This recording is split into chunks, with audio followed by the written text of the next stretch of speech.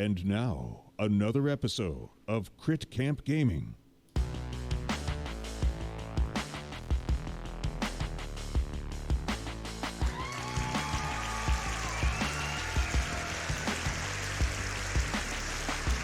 Hello, everyone. It is Monday, August 10th, which means it is Arkham Horror Monday here on Crit Camp. We are back with scenario 4A. That would be the Dreamers team in a scenario entitled "Where the Gods Dwell." This is episode 8. This is the penultimate episode of our Dream Eaters campaign.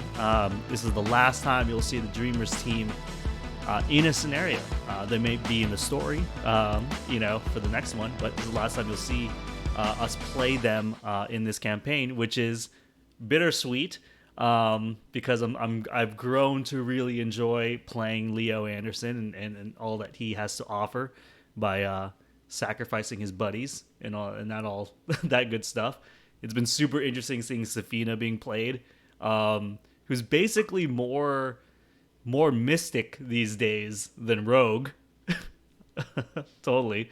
But we're back. We're excited.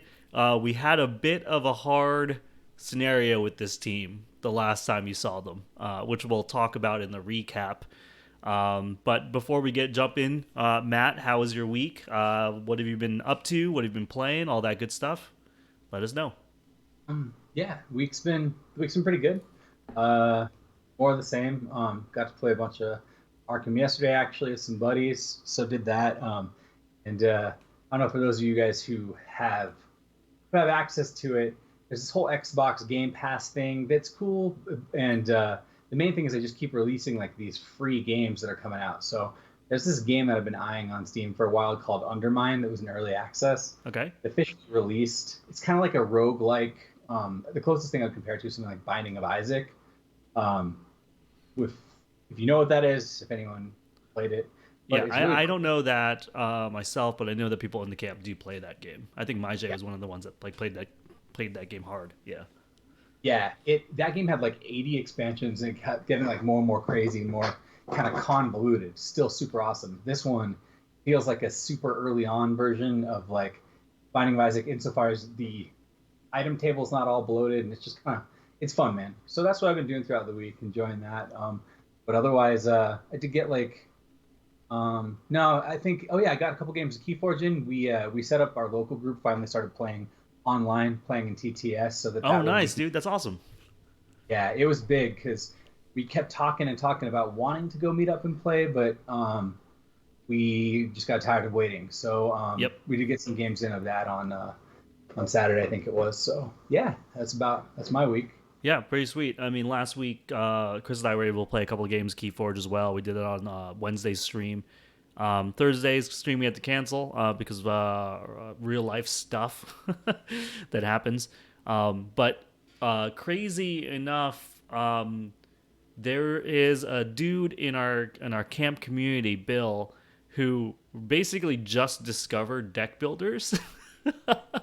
And so it has been going nuts, and then downloaded both Star Realms and Shards of Infinity, and has been challenging me and Chris and amongst other people to like multiple games a day on both of those games. So I haven't played either of those games in a really long time, and now I'm playing like 4 or 5 games each a day on my phone, which is kind of awesome though, because it's like it's nice to have the enabler, right? Because otherwise I wouldn't just make the game myself. But if someone's challenging me to a game, I'm like, okay, well, I'll play this game if you're challenging me to the game.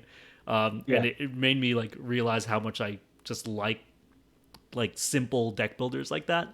It's just like an easy sort of thing. And it's also like, since I have them, both apps on my phone, it's like, yeah, whenever you get to it, right? It's just like turn by turn. It's so, and so that's been really, really cool to play. But honestly, it's been like those. I've been playing a lot of deck building there, and thinking about this deck and playing this, and then doing the usual Pokemon Go stuff. So that's been pretty much my week.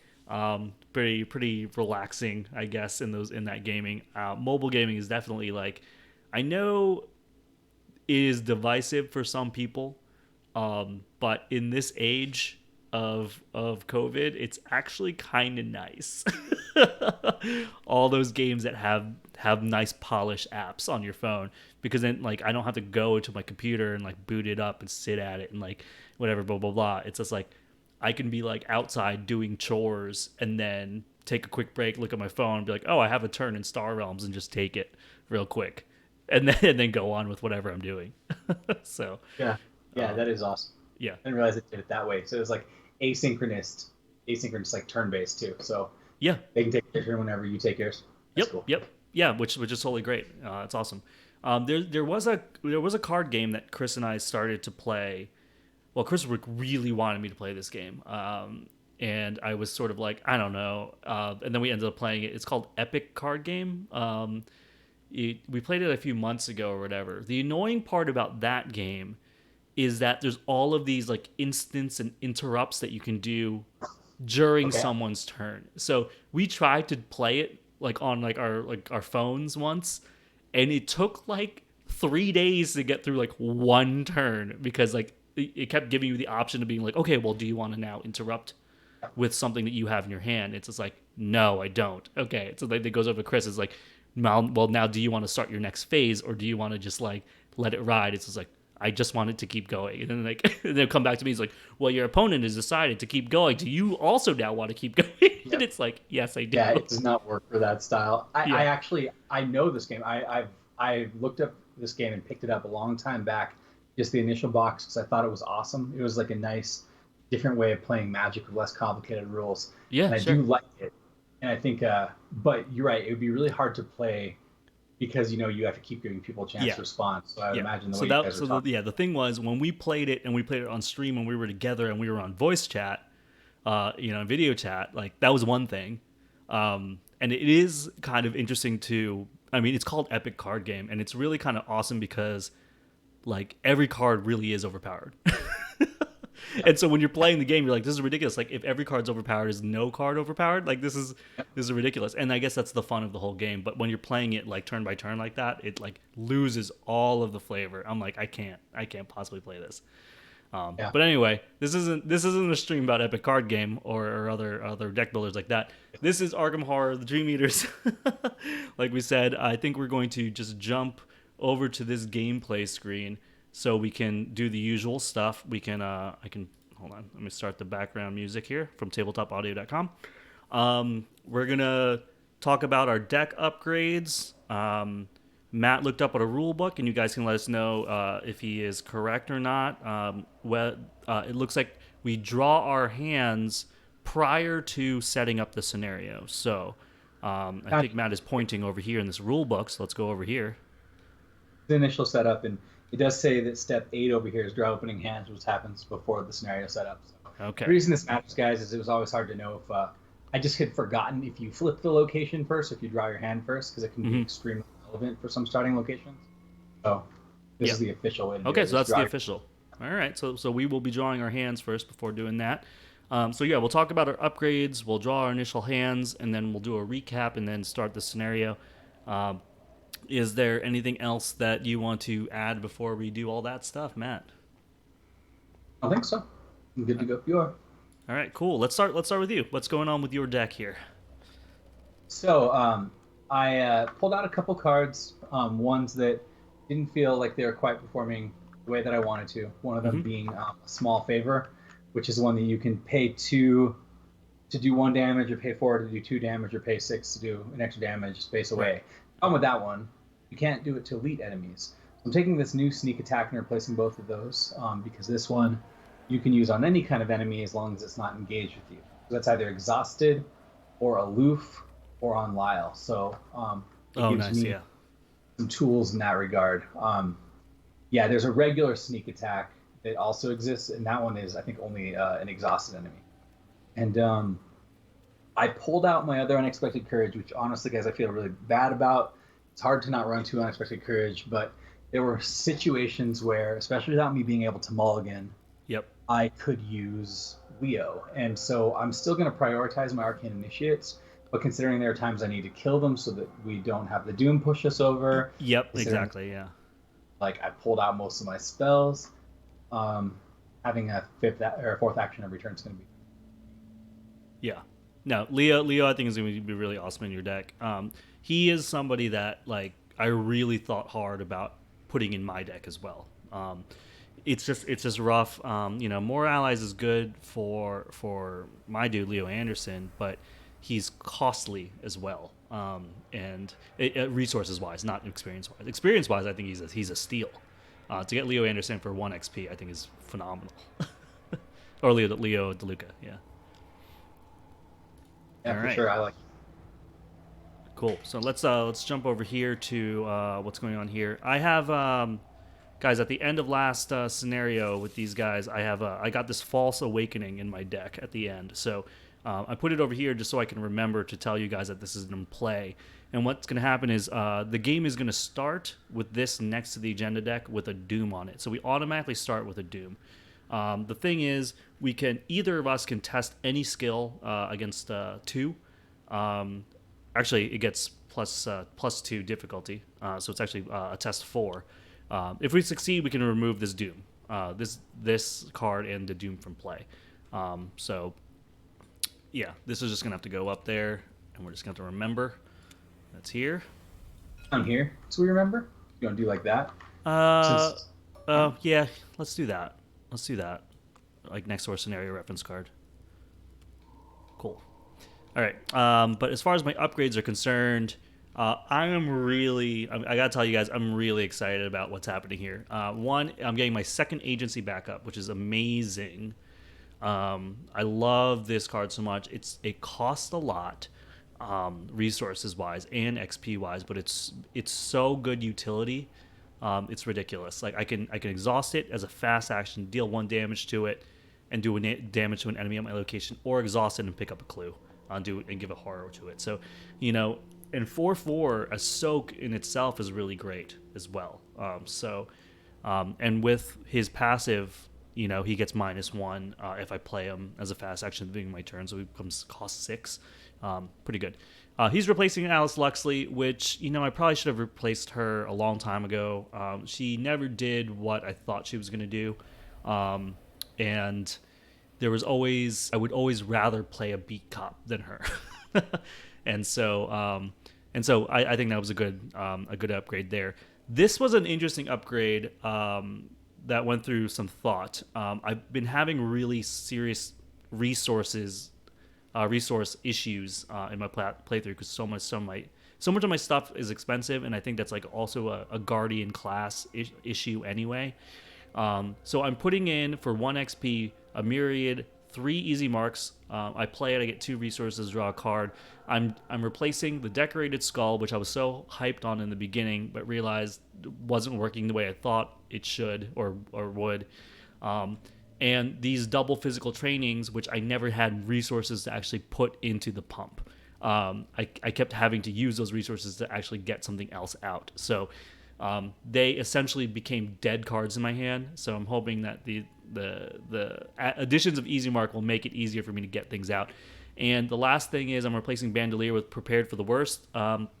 This is I have 1 good weapon and 2 crappy weapons in my deck. The 1 good weapon is Time Lord Brand. You've seen it being played by Matt in his Silas deck on our other team. This lets me search the top 9 cards in my deck for it. So this is sort of like let me throw it out. Hopefully I can find this guy. I have an ally that does the same thing when he dies. So hopefully between those 2 cards I can find my Time Worn Brand. And that's basically where we're at. So I'm going to put these into my deck. This False Awakenings online. All of these get moved over here. You know what? I can just delete these. Who needs them? And I think we can flip this over. I guess we can draw our hands now, right? Yeah. So we do all that actually before we do any of the setups, so we don't get any hints. All right, let's see. All right. Well, we're not gonna get. I got my Time Worn Brand. Done. Feel good. I'm gonna put these weaknesses aside and get new cards. Okay. So I got an easy mark. That feels good. I'm gonna throw away this, and this. I think I want more money. I want Lone Wolf. There's a couple of other things I'd rather have. Here we go. I actually got a really pretty sick hand. I'm low on Clue Gather, but you have 2 Painted Worlds in my hand and some really awesome choices to put under my card. So I'm definitely putting that under because I'd love to recur it. Okay. I'll probably put both of these Clue Gathers under because of the fact that I don't have my Clue Gather spell. Sneak Attack is definitely going under because I love it. Yeah, that one's so sweet. It comes down to Recharge or Spectral Razor. And this is tough. I think what I'm going to do, I think I'm going to throw Recharge because right now I have 2 Shriveling Ints in my hand and no Rite of Seeking.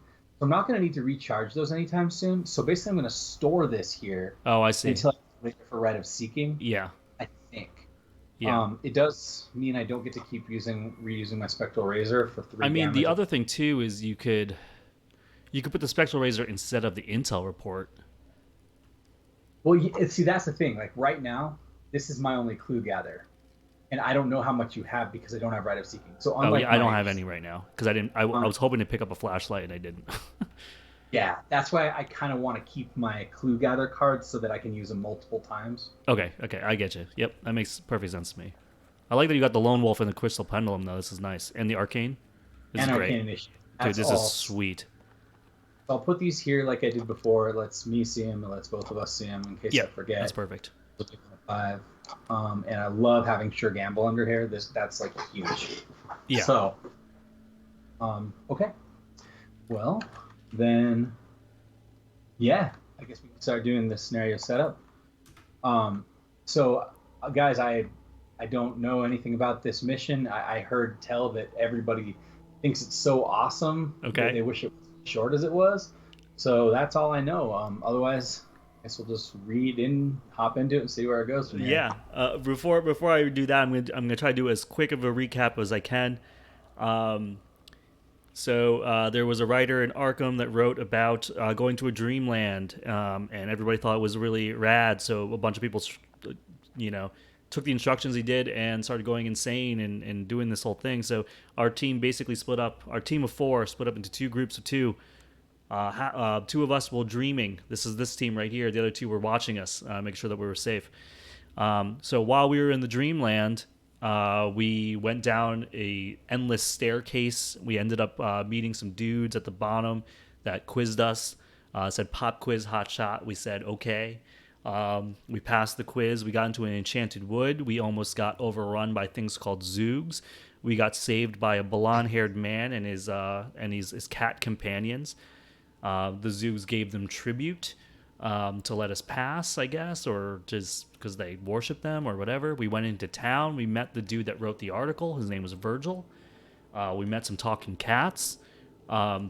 They basically said, "Hey, if you want to know more about this place, we have to find this place called Kadath, that has answers and all this stuff." Randolph, the blonde dude, was like, "I think I know where this thing is. We just have to set sail." And we went to a bunch of different places. We went to the mountains, and we went to the City of the Elders, and I think there was a couple other places that we went to, trying to get clues to find out where Kadath was. And that's when Leo got captured, man. Got captured by Corsairs.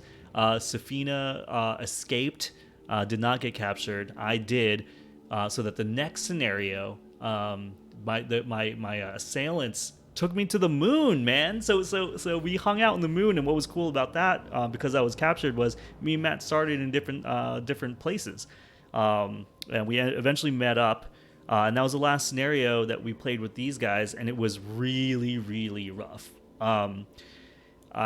Matt, I think, pulled like 18 tentacles, had a terrible starting hand, got mental trauma and died. I also got mental trauma at the end of it, but in my way to get to the core of the moon, I think I defeated some really crazy moon beast with my Time Worn brand. That was a highlight for me. I did 8 damage to him in one turn, but we got to the core of the moon to see what it was, but it ended up you had to do 9 actions worth of testing just to get to find out what was behind the on the other side of the moon, and we just didn't make it. So we both ended up with mental trauma, and then we got basically captured, and now we're getting whisked away to the cold wastes. I think that's what our scenario card says. Yeah, we were carried off to the cold wastes. Randolph Carter basically was like, "Oh, I think this is actually good for us. That like Kadath might be near the cold wastes or whatever," and tried to go with us. But they were like, the Corsairs were like, "No. We know who you are, blonde dude, and you're not going to go with them." And so he did not survive, and so he is out of my deck. And then I got the weakness, and then and the Black Cat is still with us.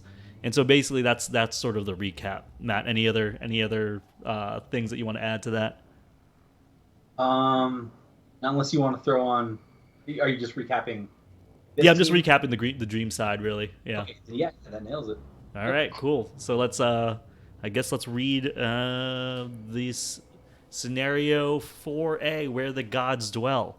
So check the campaign log. If we were carried to the cold wastes, which is true, we proceed to intro 1. So intro 1. It takes many hours for your steeds to reach their destination. You dare not try to wriggle free, for the fall would surely kill you. Besides, this may be your only chance to find Kadath. The creatures pass under archways of woven shadow, over cerulean seas that glimmer in the moonlight, and through vast swaths of dense mist. Eventually, you reach a continent far to the north, where even your intrepid captain never ventured. Colossal creatures dwell in the deep, dark ocean, a terrible danger to any ship that dares the dreadful seas. Your steeds fly over a desolate landscape of ice and snow before landing. In the distance, through the haze of snow, you barely make out the shape of a domed building. One of the winged creatures points in the direction of the foreboding ruin, silently commanding you to proceed. The rest stand silently behind you with perfect patience, guarding against your escape, though you have no intention of fleeing. You will find and scale the peaks of unknown Kadath, or you will die trying. All right, and we have to go to setup. Oh yeah, this is all taken care of. We start play at the Plateau of Lange. Sweet. And otherwise, looks like everything else is already taken care of by... All right, cool. Really quick, let's look at the scenario card where the gods dwell. We're on hard. Skulls minus X. X is the number of the current act plus the number of the current agenda. Okay, that's interesting. So I guess it's -2 right now. The cultists reveal another token. If you fail, place a doom on the current agenda. This can advance. The tablet is -6. Geez. If you fail, choose and reveal a copy of Nyarlathotep in your hand. It attacks you and is shuffled into the encounter deck. Wait, what? If you fail... Okay, so finish reading this. I forgot there's something that I need to say. Okay. Reading that real quick. All right, and then the elder thing is -1. The Black Cat reminds you that it's all a dream. Okay. It was all a dream. Okay. So I was advised, I forgot to mention this. I was advised by somebody who's played this before that we should turn on the function for this mission to have hidden hands, because apparently there's a lot of hidden stuff that goes into our hands. Oh, okay. And I don't know if we want to do that. We've never done it before. But oh, yeah, we can do that. Really... We can do that. Do you know how to do that? I have not done it personally. I think it's going to be under settings. Let me double check here. Okay, hold on. Let me go to configuration, interface. It's probably in here. I think that's going to be probably under Spawn team. I'm in miscellaneous. Yeah, I'm looking here. I mean, I can also just not look at your hand. Yeah, we can just do that. Yeah. And I can do it too. I think I see it might be this thing here. Well, there's just a button that says hand view. No, never mind. That just turns off. Okay, we will just not look at each other's hands. That's fine with me. And I guess right before we actually start, I do want to spin the wheel for Evil Ed. Thank you so much for the resub, pal. He says, "Beware the crit eaters." That's right. He's been subbing for us for 31 months. So thank you so much, man. This is for you. And let's hope this gives Chris more burpees, because that's always the best. And then when I tell him on Wednesday, he's all like, "What's going on?"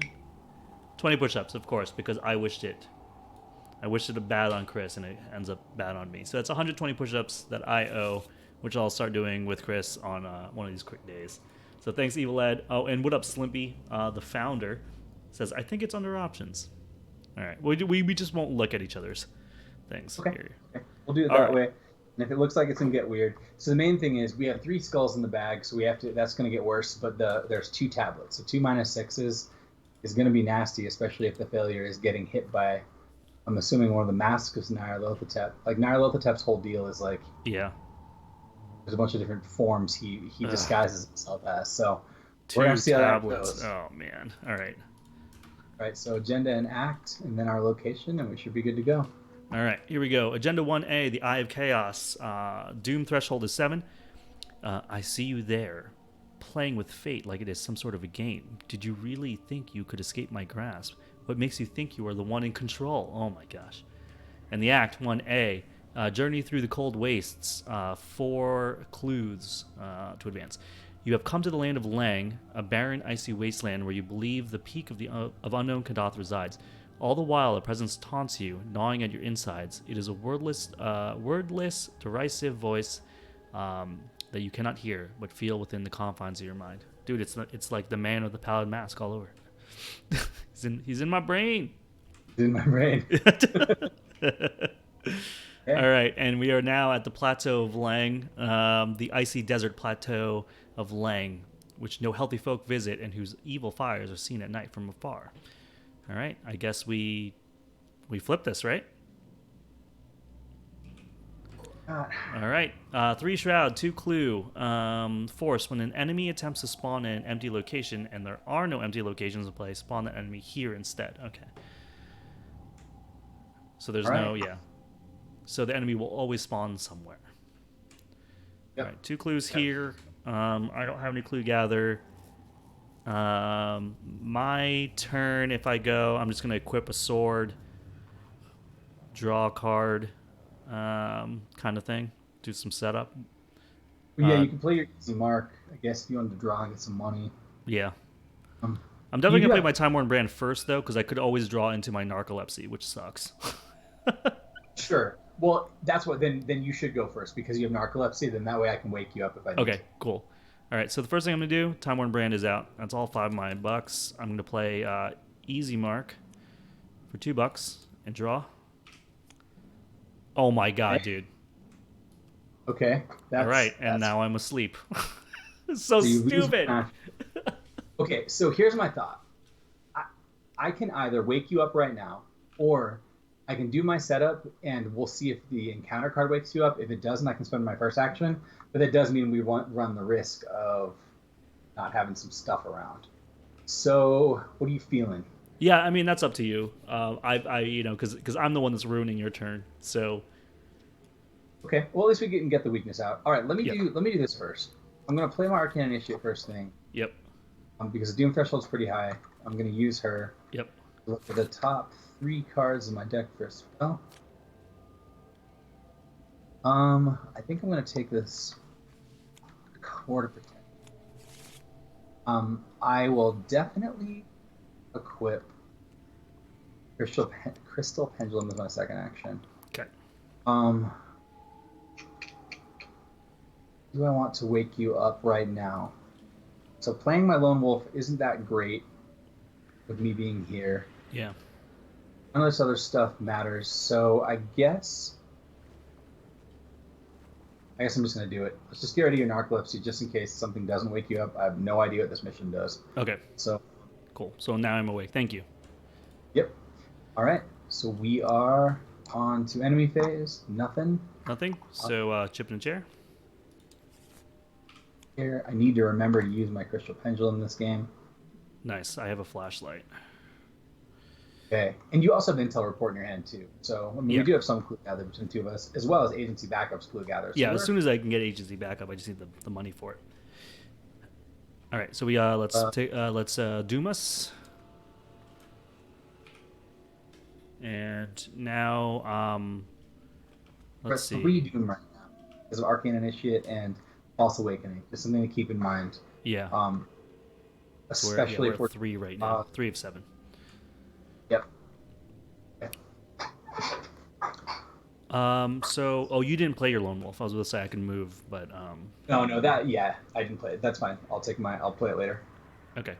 So I could play Flashlight, move, and see. Oh, I'm sorry. Bad cards. We'll see if actually. All right, Deeper Slumber. Oh, I just woke up. Put Deeper Slumber into play in the threat area. Your maximum hand size is reduced by 3, and it's checked after you draw 1 or more cards. Okay, it's not a big deal for me right now, but could be annoying. Yeah, that's one of those ones where the question is, do you get rid of it now? Yeah. While you have some time or not? Wizard of the Order, any empty location. So he's going to start putting Doom on himself, and he puts it on at the end of the Mythos phase, meaning he won't. You check the threshold at the beginning, not the end, so it'll be after that. You have your Time Worn Brand, so you can put him on the Cold Wastes, and I can go take care of him. Yeah, I think that's good. He does have to retaliate, but otherwise, that's that. Okay, so I'm glad I woke you up, actually. Yep. Yeah, how do you want to do it? I think I can probably walk down. He'll engage me, and then I can take. Hopefully, I can kill him with 1 swing, and I can do something else. If I fail, I'll have 2 actions to do 2 swings at him. Okay. All right. So we're gonna go down here. Let's reveal this. Cold Wastes. Then came a wide gap in the range where the hideous reaches of Transmontane Lange were joined to the Cold Waste on this side by a low pass through which stars shone wanly. Evil Lad says, Lyle's character, never been less. Yeah, falls asleep. All right, Cold Waste. 2 Shroud. This is great for my flashlight. And 2 Clue. Force. After you reveal a bad token while investigating, you must either take a damage or lose an action. Okay. That's a bummer. Yeah. All right. But I have other things to worry about right now, like this Wizard of the Order, 4/2/2. We are going to fight him. I have 4. Time Worn Game gives me +2. So it's 6/4. It's not the best. Yeah. That is. Do I have to exhaust this thing? Skulls are -2s, right? Yeah. So skulls are okay right now. Yeah, so like percentage-wise, it's not looking terrible. You have 2 -3s, a -4, -5. Yeah. And 2 tablets and a tentacle. 1. So you're looking at a little over 50%, but you'd have 2 shots at it. The problem is he has retaliate. Yeah. I gotta do it here. We're just gonna do it. 6/4. Oh my gosh, -3. Okay. So he's gonna hit me for 1 physical. Okay. And then I can do it again, right? Yep. Here we go. Oh, -6. So he hits me again. So this boy's gonna hit me 3 times. That's my turn. Yeah. Sweet. Okay. This is gonna be a great game. I think I'm just gonna have to come kill him now. Which, yeah, we should have. I guess I should have just evaded him. There's a decent chance of you killing him. You had 50%. You swung at him twice. So here's what I'm gonna do. Oh god, the Lone Wolf is not worth playing. So first fast action, I'm gonna do Arcane Initiate. Yep. Cards. I do not draw any spells that time. Okay. All right. Try to get these clue or not.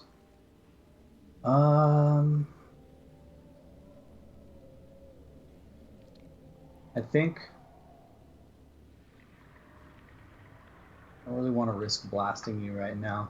So this is the best way to do it. I'm going to move down here. Okay. Going to play Painted Worlds as a copy of Sneak Attack for 2. And just kill that guy. Okay. Nice. He is dead.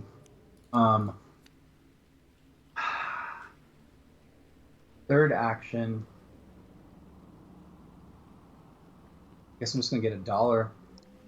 Because there's no reason for you to leave here because you have the flashlights. There's no reason for me to play Lone Wolf. Yep. So I'm just gonna do it like that. Okay. That's turn 2. All right, so no enemies. Chip in a chair. Oh, on exhaust. Chip in a chair. Yep. Okay. Let's take up. Let's do Doomus. We're at 4. I have 7, and then we bad cards. Peril, hidden. Don't look. Let me read it.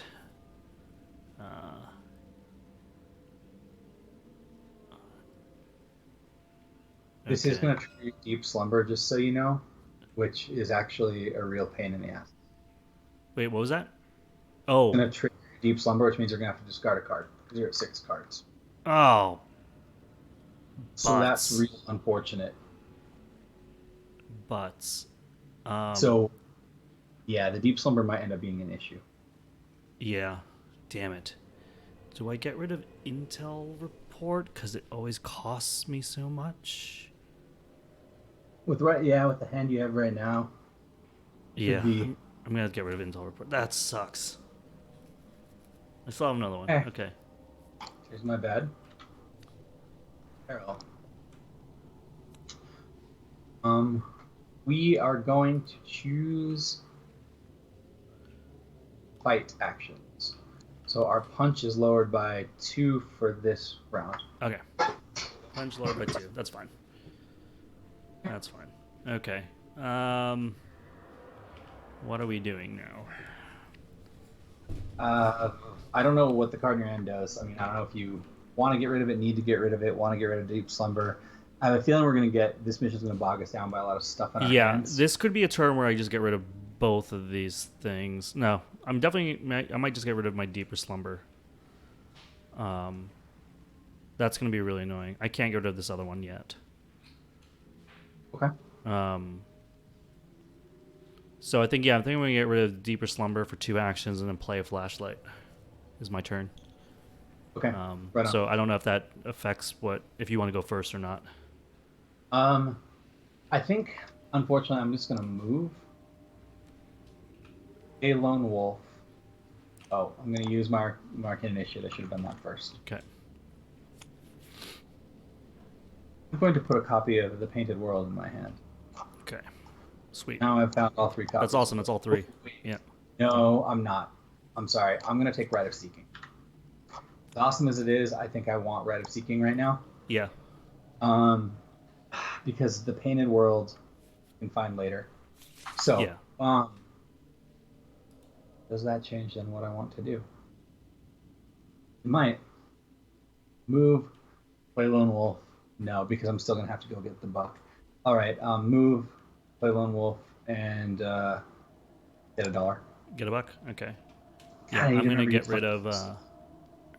I'm going to get rid of Deeper Slumber, and I'm going to play Flashlight. And get ready to investigate next turn. All right. All right. So, what enemies? Then we Doom. On exhaust, chip in a chair, and then Doom, right? Okay. So here's the Doom. And Doom. 3, 4, 5. Oh no, I'm sorry. I clicked it. You already did it. Okay. So 3, 4, we have 5. 5. Yep. And then bad cards. Here we go. I got a Acolyte Spawn at any empty location. After Acolyte enters play, place 1 Doom on it. Oof. Okay, so this location and this location we cannot enter right now. Okay, so it has to go here. Has to go there, otherwise we're not going to be able to get to it. Yep. Right. So we're going to have to start handling some Doom, like, immediately. Yeah. Okay, so that does complicate things a little bit because it's going to advance right now if one of these 3 things doesn't go away. Yeah. Do you want to see if you can, like, clear that and then do the Flashlight? Or what? Do you have, like, anything to help you pump on that? I would have a 5 base mind if I was to do it. I can toss my Galvanize, which gives me 2 mind, and I can do a 6 to a 4 test mind. To 4.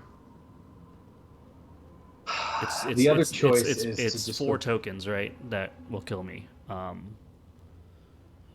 It's 2 tablets, a tentacle, and a -5. Oh, and a -4. Oh, shoot. I'm sorry. -3 is 2. Yeah, +2 is rough. Plus Yeah. 2 is rough right now. 3 is kind of more of the sweet spot. So we have to deal with this. We have Yeah. to deal with one of these 3 things. So the choice is, do we get rid of False Awakenings, or do we go for this dude? The only double icon pump I have in my hand is my Painted World, which I'd rather not use. Yeah. Just for a pitch. I can It would almost... be it would be better for me to even just go down there and try to punch this Acolyte than like, to take this False Awakening test. Okay. Well, I could try to clear it myself. It's a little bit...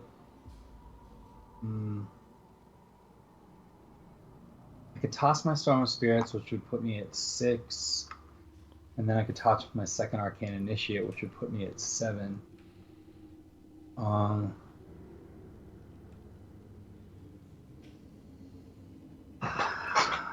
don't know, man. You want me to do it, or you want to do it? I'm going to leave it up to you. I think I'm going to come down here and try to punch this Acolyte.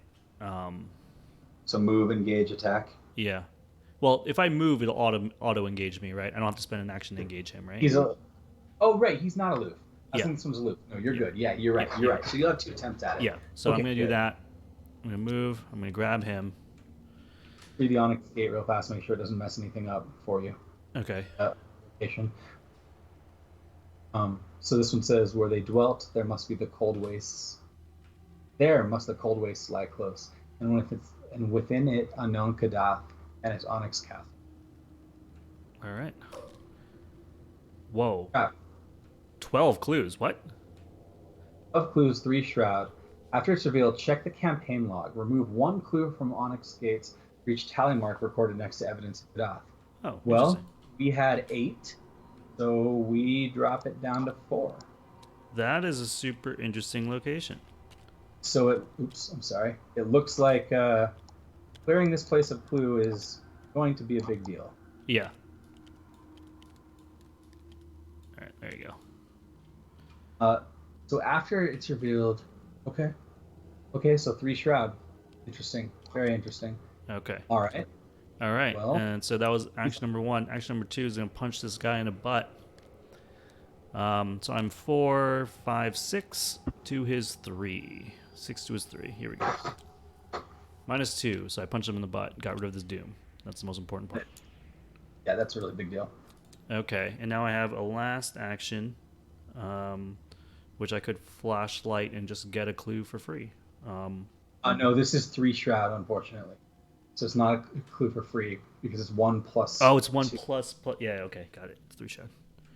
So I don't know how we want to do this. We need 4 clue to get in here.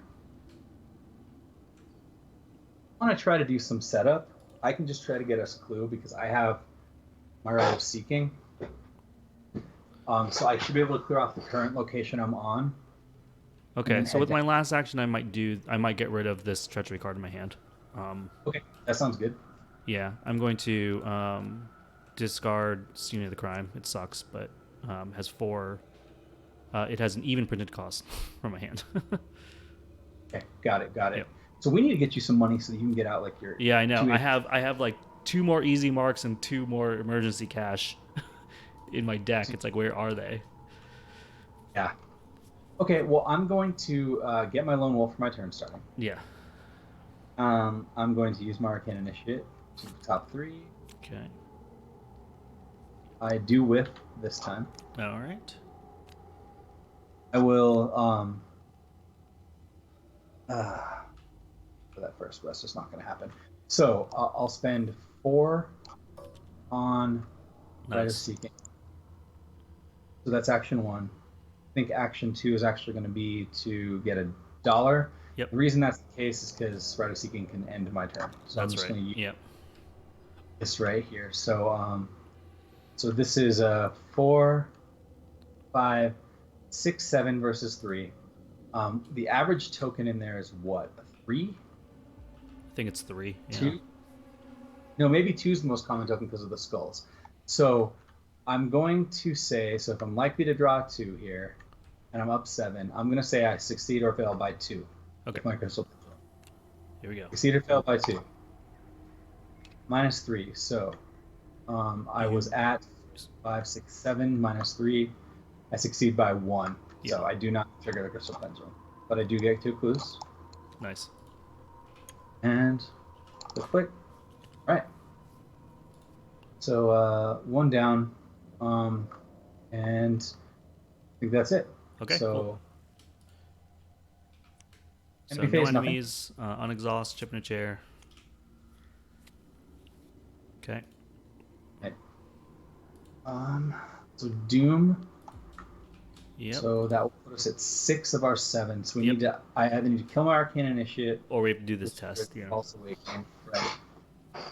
Okay. All right, your bad card. Bad cards. Here we go. And I got another Acolyte. Empty location. We'll go here. Oh, that guy needs to die also. Yep, because he's gonna get a Doom. 1, 2, 3, 4. No, does that make that tick over? No, it doesn't. It doesn't. Something only makes it advance. Yeah, if it says it does, and this is after the check phase. Yep. Okay, Peril. Yep. I'm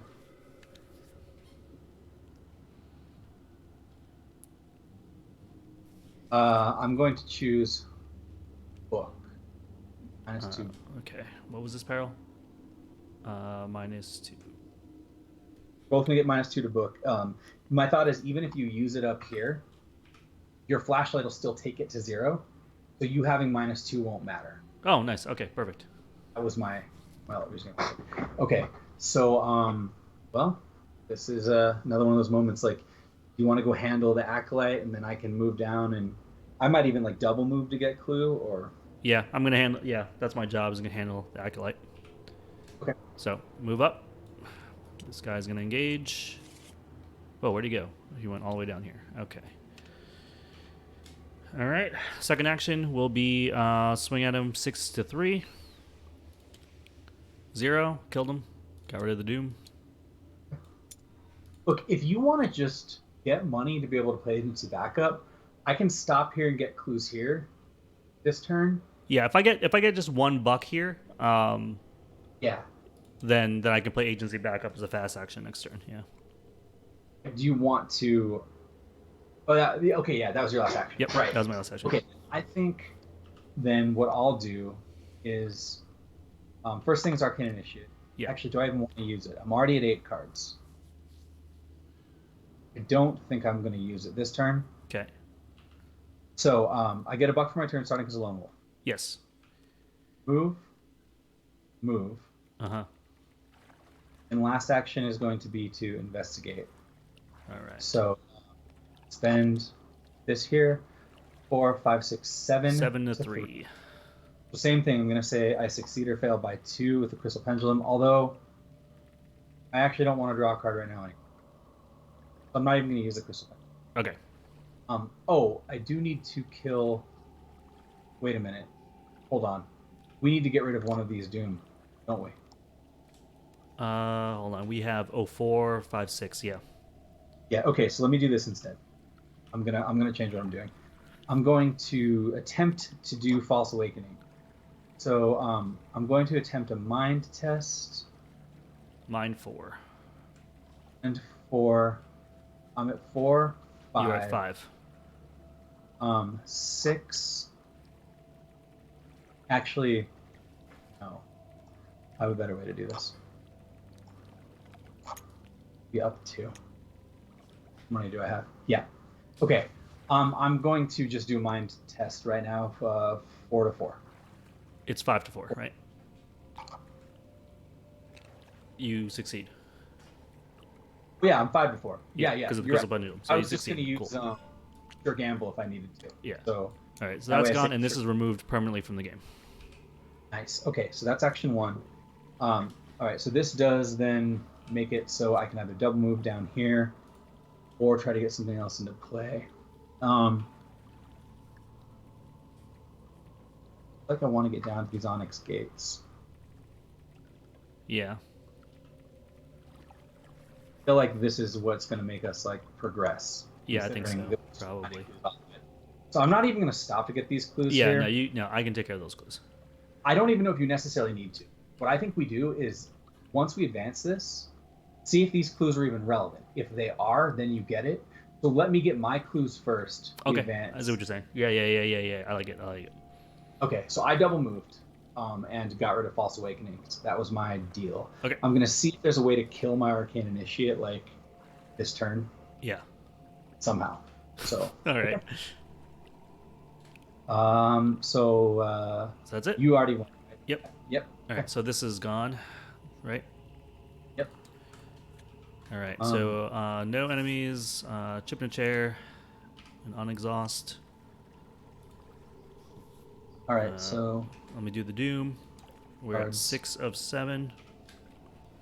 And then bad cards. Another Acolyte. Jeez. I was afraid of that. So we either have to, let's just put them above us. Yeah. So Although, that way wait. I can get to them. Okay, so here's the thing, actually. We can have Doom go over, and kill... then this just disappears. Yeah. So the other thing is, if I don't get rid of Arcane Initiate, we will lose our full turn, but then both of these will wipe. Yeah. Or I think we probably want the extra turn. We probably want the extra turn, yeah. Okay, so then just leave them there. Let's just leave them there. Okay. I'll draw mine. Peril hidden. Okay. Can't look at it. So I do not have to discard because I am past the place where it checks. You had to last time because Slumber made you. Yep. I'm good. Let me check this out. But yeah, go ahead. All right. So do you want me to go up and take care of this boy right here? Yeah, probably. All right. So at the beginning of my turn, as a fast action for my passive, I'm gonna spend all my money to play out a agency backup. Okay. And then I think he only has 1 health, right? So I can go over there and just blast him with agency. Yeah. Or you can try to swing at him, and then if it doesn't work, use agency. I don't know. What do you want to do with your actions other than that? Because if I don't use agency, I could like investigate or use agency to get a clue here. So then do you want me to do the thing where I look at what happens when I advance first before you kill him, or is that too risky? That might be too risky. Okay. You know what? I'm just gonna go up there. I'm gonna use agency backup. I'm gonna get like $2 or something. That's probably what I'm gonna do. Okay. Okay. Yeah. All right. I am. Yeah. Yeah. So I'm gonna try to play it safe and get more resources. So it's 1. I'm gonna exhaust agency backup.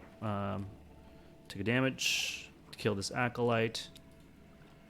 And then get $2. And that's me. Okay.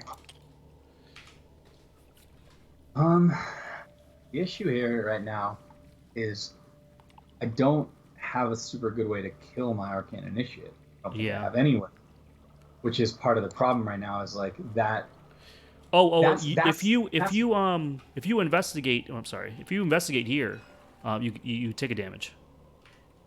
Only if I draw one of those bad tokens. Oh, right. So I almost look. I think we need to go put him back. And this is why. My best chance of killing her is advancing the act. And to see if something happens, you know? Yeah. If I can't kill her, we may as well just leave him and not have you waste your actions on it. Because I can't. His doom's not going to matter if I don't get rid of hers also. Okay. You see what I'm saying? Okay, so let's rewind me. I'll put this back to my hand. I have 6 resources. Okay, so I didn't take my turn yet. Yeah. He's already out, wasn't he? Oh no, he's not. Right, you're doing. Yeah. I do that at the beginning of my turn. See how this goes. Okay, so first action is going to be to. I need to get rid of this thing right now. I am going to pick one of these. I have a lot of great choices. I'm going to discard, fortunately, Spectral Razor. Oof. To discard Ya of Ygrath. Okay. I do have 2 Shrivelings in my hand, so it's not terrible. It's not great, but it is what it is. All right, so that's action 1. Action 2 is use my last Rite of Seeking charge here. Okay. Before I'm gonna do that, and I'm going to name +2 again. Yeah, it's 7 to 3. You're doing a test for. 7 to 3. Okay, so +2. So I 4 to by 3, you were up by 1. Yep. So I do get the 2 clue. Yep. Which does mean I now have enough to advance it. Yep. So we're gonna pause my turn with 1 action remaining and advance the act, and see if that gives me a way to kill my Arcane Initiate. Okay, cool. So All right. let's. So, Act 1B, the Monastery. Traversing the wastes of Lange is no easy task. The cold bites at your skin and the bitter winds lash against your face. Even if you encounter no nameless monsters, the land itself may still yet claim your life. You try desperately to stay warm, but there is no refuge in the icy desolation. Exhausted, you collapse into a nearby snowdrift. To your surprise, you feel hard stone thrust into your ribcage. The pain shocks you out of your enervation, and you brush aside the stone to examine what it hides. Eventually, you uncover a curious stone idol in the shape of a horned creature, which glows and vibrates with faint energy. In the distance, you hear a stone slab shifting in the snow. So we reveal the Monastery of Lange, and we spawn the set-aside High Priest Not To Be Described enemy in the Monastery. Okay. All right, so this is the Monastery of Lange, everybody. So we can now enter the monastery, it looks like. Priest of Lange. There he is. All right, and so is 5 fight, 6 health, 3 evade, monster cultist Avatar Elite. Avatar, I think that's a new one for me. Alert, massive, retaliate. This enemy cannot make attacks of opportunity. Fast action. If this enemy is exhausted, spend 2 clues. Remember that you stun the priest until the end of the scenario. This enemy gets -3. Oh, until the end of the scenario. Wow. Okay. So if you evade it once, it just gets much easier to kill. Got it. But we just spent 2 clues on it. Yeah. Okay, that will be cool. Okay. Alert, All massive. right, and let's read the new act. Act 2A. So now the skulls are all -3s, by the way. The thing in the robes. Inside the dome structure is a raised dais. Upon it sits a lumpish figure robed in yellow silk, a mask covering its face. My master has plans for you, it drawls. Now, step forward and receive my gift. You shake your head. You have seen this sort of disguise before. You know what sort of creature this priest truly is.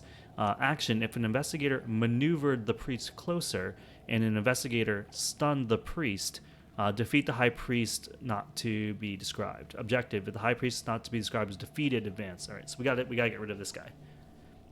And so I'm guessing that the other location is where we maneuver the priest closer. That's here. We reveal the Monastery of Lange, and so it's also on there. Right. Oh, okay. Investigators at the Monastery of Lange reveal 2 clues as a group. Remember that the investigators maneuver the priest closer. Okay, got it. We basically have 2 ways to kill this guy.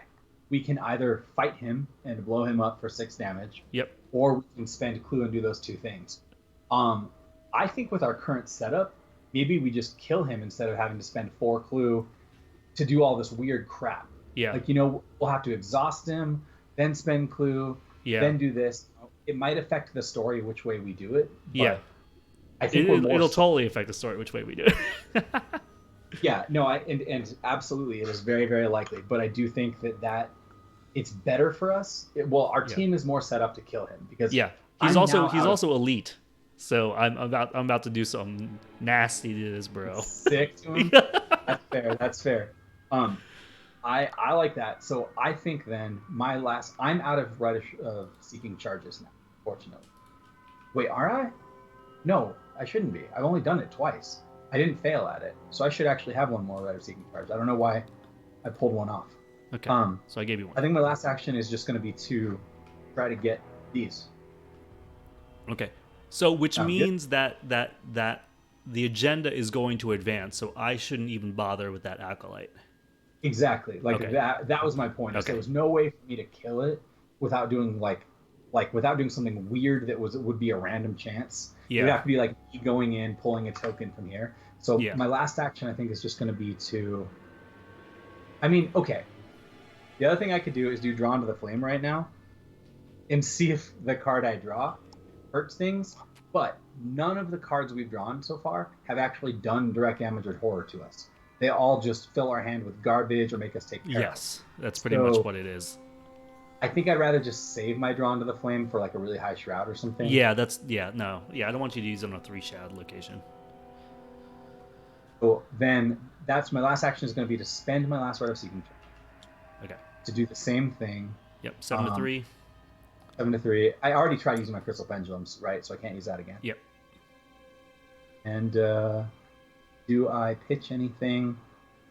No, +4. +4 is fine. I'm not going to get to +6. I'm just going to take the +4. Okay. Oh, and it was perfect. +4. Perfect. Okay, so I do get these last 2 clues. Yep. Whoop. I will go to 2 clues, and my turn's done. And you can go. Come on. All right. So at the beginning of my turn, fast action, passive, agency backups coming out. Now I have to think about what I'm really doing here.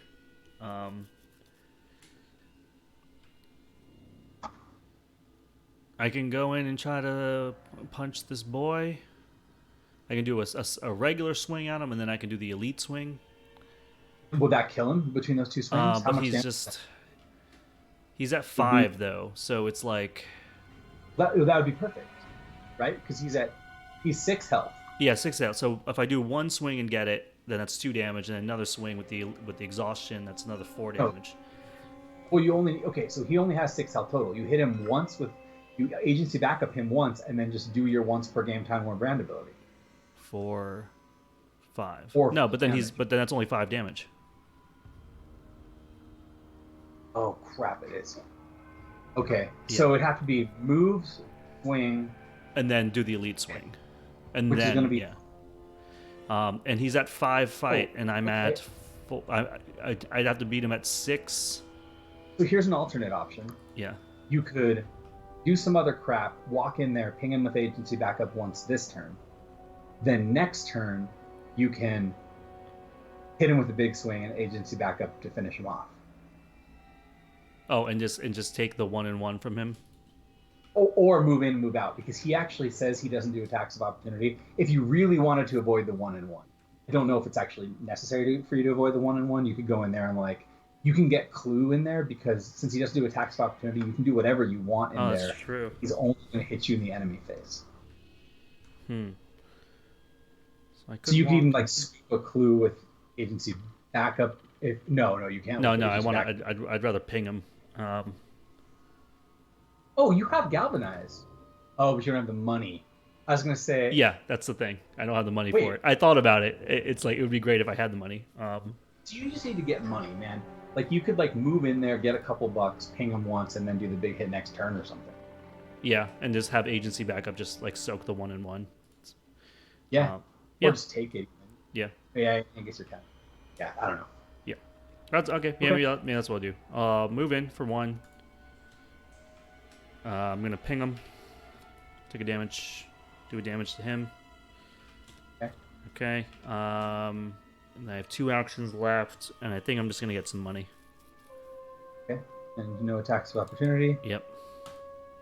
That's it. That's my turn. Okay. So then enemy phase. This guy swings at you for 1-1. Okay. I think I'm definitely gonna put the horror on this guy, but maybe I should take the damage. Maybe I'll take the damage. Okay. I'll have more allies, and I want to be able to use him for as much as I can. Sure. Then we go to Doom. It goes to 6, and it ends up being 8. We do chip and chair first, right? Yes. Yeah. Chip and chair. Okay. And now we do Doom. And so between that and your Arcane Initiate, this will go over. Yep, and we clear the Doom off of those 2. Okay. All right. We'll flip this over. So it's kind of I don't think we even really fully lost a turn there, to be honest, because we couldn't have killed this guy in one shot if he didn't. Yeah, you're right. Yeah. All right, let's read it. All right, here we go. Agenda 1B, the Mire of Dreams. Do not try to run now. You are mine. You will never, ever, ever wake up. If this is Act 4, read the following. It is not. Act 4. Like this card? No, it's definitely not Act 4. So okay. we put that up there. So So then we read Agenda 2A, the Doom Threshold's lower, it's at 5. The shape of chaos. Why do you fight? Why do you flee? I am your future. I am your fate. Another mask for my collection. Another corpse for me to wear. It's just taunting us, dude.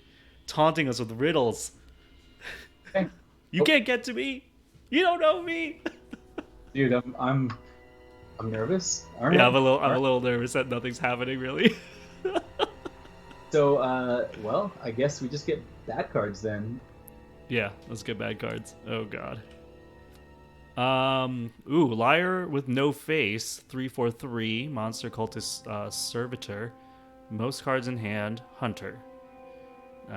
Force when liar attacks you. If Whispering Chaos is in your hand, reveal it. Liar with no face deals +2 damage. Oh wow, okay. Alright, this is that's a real thing. Okay, so I need to get up there and start helping with that. Yeah. Yeah, your so, bad card. My bad card is... Oh. It's one of them. It's one of them perils.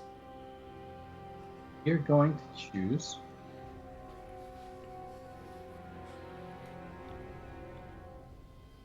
Evade. Evade. We have okay. 2 foot. All right, sounds good. Right. I could move, and then play my Storm of Spirits. Which would do... Ooh. If I hit, it would deal 2 to both of them, which would mean that wouldn't have to use. I could ping him with agency, and I could just Time Ward brand the elite. Yeah. Yeah. So you wouldn't have to use. Do you want to use your Time Lord brand once per game on this guy? That's the question. It feels so early, right? It feels so early, yeah. But yeah, sure. I agree. I don't know. So yeah. I'll leave it up to you, and I'm willing to move Storm of Spirits. Okay. Yeah, maybe that's good to start off. Okay. So 1, 2. I'll get my buck for Lone Wolf. Last action will be to Storm of Spirits here. So that costs me 3. I will be at a 5, 6, and I will choose to hit the guy with 3. Yeah, with the guy. Yeah, this guy, the liar. So I'll be up 3. I really want to land this, so I'm going to pitch.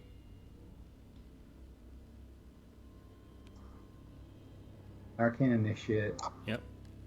The so 7/3. You're up 4. So it's 1, 2, 3, 4 tokens right now. The only way I could get up 2 higher is to pitch one of my Painted Worlds, and I don't think it's worth it. Worst case scenario, I can always play my Sure Gamble. Yeah. So I'm just going to go up 4. Okay. We're going +4. -6. Okay, so here's what I'm going to do. Unfortunately, we each take 1 damage, you and I, because that's what Storm of Spirits does when you draw a bad token. Oh, okay. I'm sorry, that's too bad. But I'm going to play my Painted World in response as a copy of Shroud. Okay. And, and so that succeed. -6, it was a +6. So I deal 2 damage to both enemies. Okay. This goes 2, and I'm done, unfortunately. Okay. So he needs 3 damage. Ooh, this is going to be a good time to galvanize, I think. Okay. Yeah. Oh, he has 4 health. I thought this guy had 3 health. Damn it. Oh, okay. Well, so swing. Basically, you can swing 3 times and then use agency backup. So basically, if you connect with 3 swings, then you only need to use agency backup once. Yep. If you don't, it gets harder. So that's where. Right. I don't know what you want to kill. What's more important? This guy's going to hit both of us if we don't kill him. Yeah, I want to kill this guy for sure. Then let's. So if I can hit him once with Time Worn Brand, then I can agency back up him to finish him. What is your? Okay, so this guy does have Retaliate.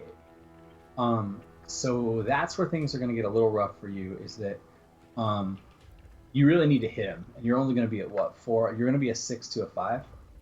I'm gonna be a 6 to a 5, and I'm gonna throw a couple cards to be an 8 to a 5. To a 5. Yeah. So it's either that or you go for the once per game just to increase your odds. I don't know, man. Because 8 to a 5. It's really still bad. I'm okay. Maybe it's I not, do the time. I mean, you know what? I'm just gonna do the elite thing, dude. It'll give you 3 cards also. Yeah. And then maybe some of those will be money cards. You know what I mean? I'm having a slow start. Yeah. So feels... you know what? I'm gonna do it. So that guy has 5 fight. This is 4. Add my Okay. So this is important. If you exhaust this to do his once per game ability, you can't swing it. So you need to do your regular swings first. Oh, that's right. The only time that's mattered. This has never mattered with this thing before. Yeah. So you probably need to like do your regular swing at the liar first. Yes. And then do this last. Yeah. Or at least once the liars did. Okay. Yeah. Okay. Let's swing at the liar. The liar with regular. So this is 4, 5, 6, 6 to a 3 regular. Yeah, and like he doesn't have retaliate. You get Yeah. 2 attempts. Here we go. Perfect. -3. So I kill him. Hits. Yep. All right. Nice. Okay. Nice. All right. 2 actions. 2 actions left. This guy has 3 health. So I could ping him with agency backup, galvanize into a free fight, and see what happens. It's only the retaliate I'm worried about. If he didn't have retaliate, I would say take your time and hit him a couple times. Yeah. But, oh man, I mean, if you're feeling it, like, you've got to do what your heart tells you. I'm scared. I'm very scared. It's +3 damage, dude. You know. Okay, no. We got it. We got to stand true with this. Okay, we're gonna use the exhaust ability. It is a 4. It's a 8. It's an 8 to a 5 right now. So that's 9 to a 5. That's 10 to a 5. Okay, now, do I want to give you one more? Because there's that -6 in there. You know what? I could give Fine. Here's Galvanize. Oh, no. Don't use yours. I could give you one of my shriveling. I have a recharge here. Give you one of my bullings. Oh, this is going to reduce my power. I could give you Ward of Protection. I just don't know which one to give you because it doesn't seem like it's coming up. Right. God. Yeah. Oh, you know what? Here, I'm going to do Arcane Initiate on your turn real fast. Let me see if I can find something that answers this. Completely whiff. Okay, sick. Sick, dude. Sick plays. I appreciate it. We really need this to land. I'll throw a shriveling to you. Okay, so I'm an 11 to 5. 11 to 5. -3. Okay, I got it. So you wreck him. I wreck him, and I draw 3 cards. So he's gone. I draw 3 cards, and I think we immediately advance. We only advance. Oh yeah, High Priest to be described as defeated. Advance. I got bought in blood. So I must either discard an ally asset you control from play or discard each ally from my hand. So I either get rid of the agency backup that's damaged that's already in play or get rid of an agency backup and a Mitch Brown in my hand. That's an awful choice, man. That is so hard. That really sucks. That's bad timing. I was afraid of that, and I knew you'd be drawing cards. Yeah. I don't know. Think... and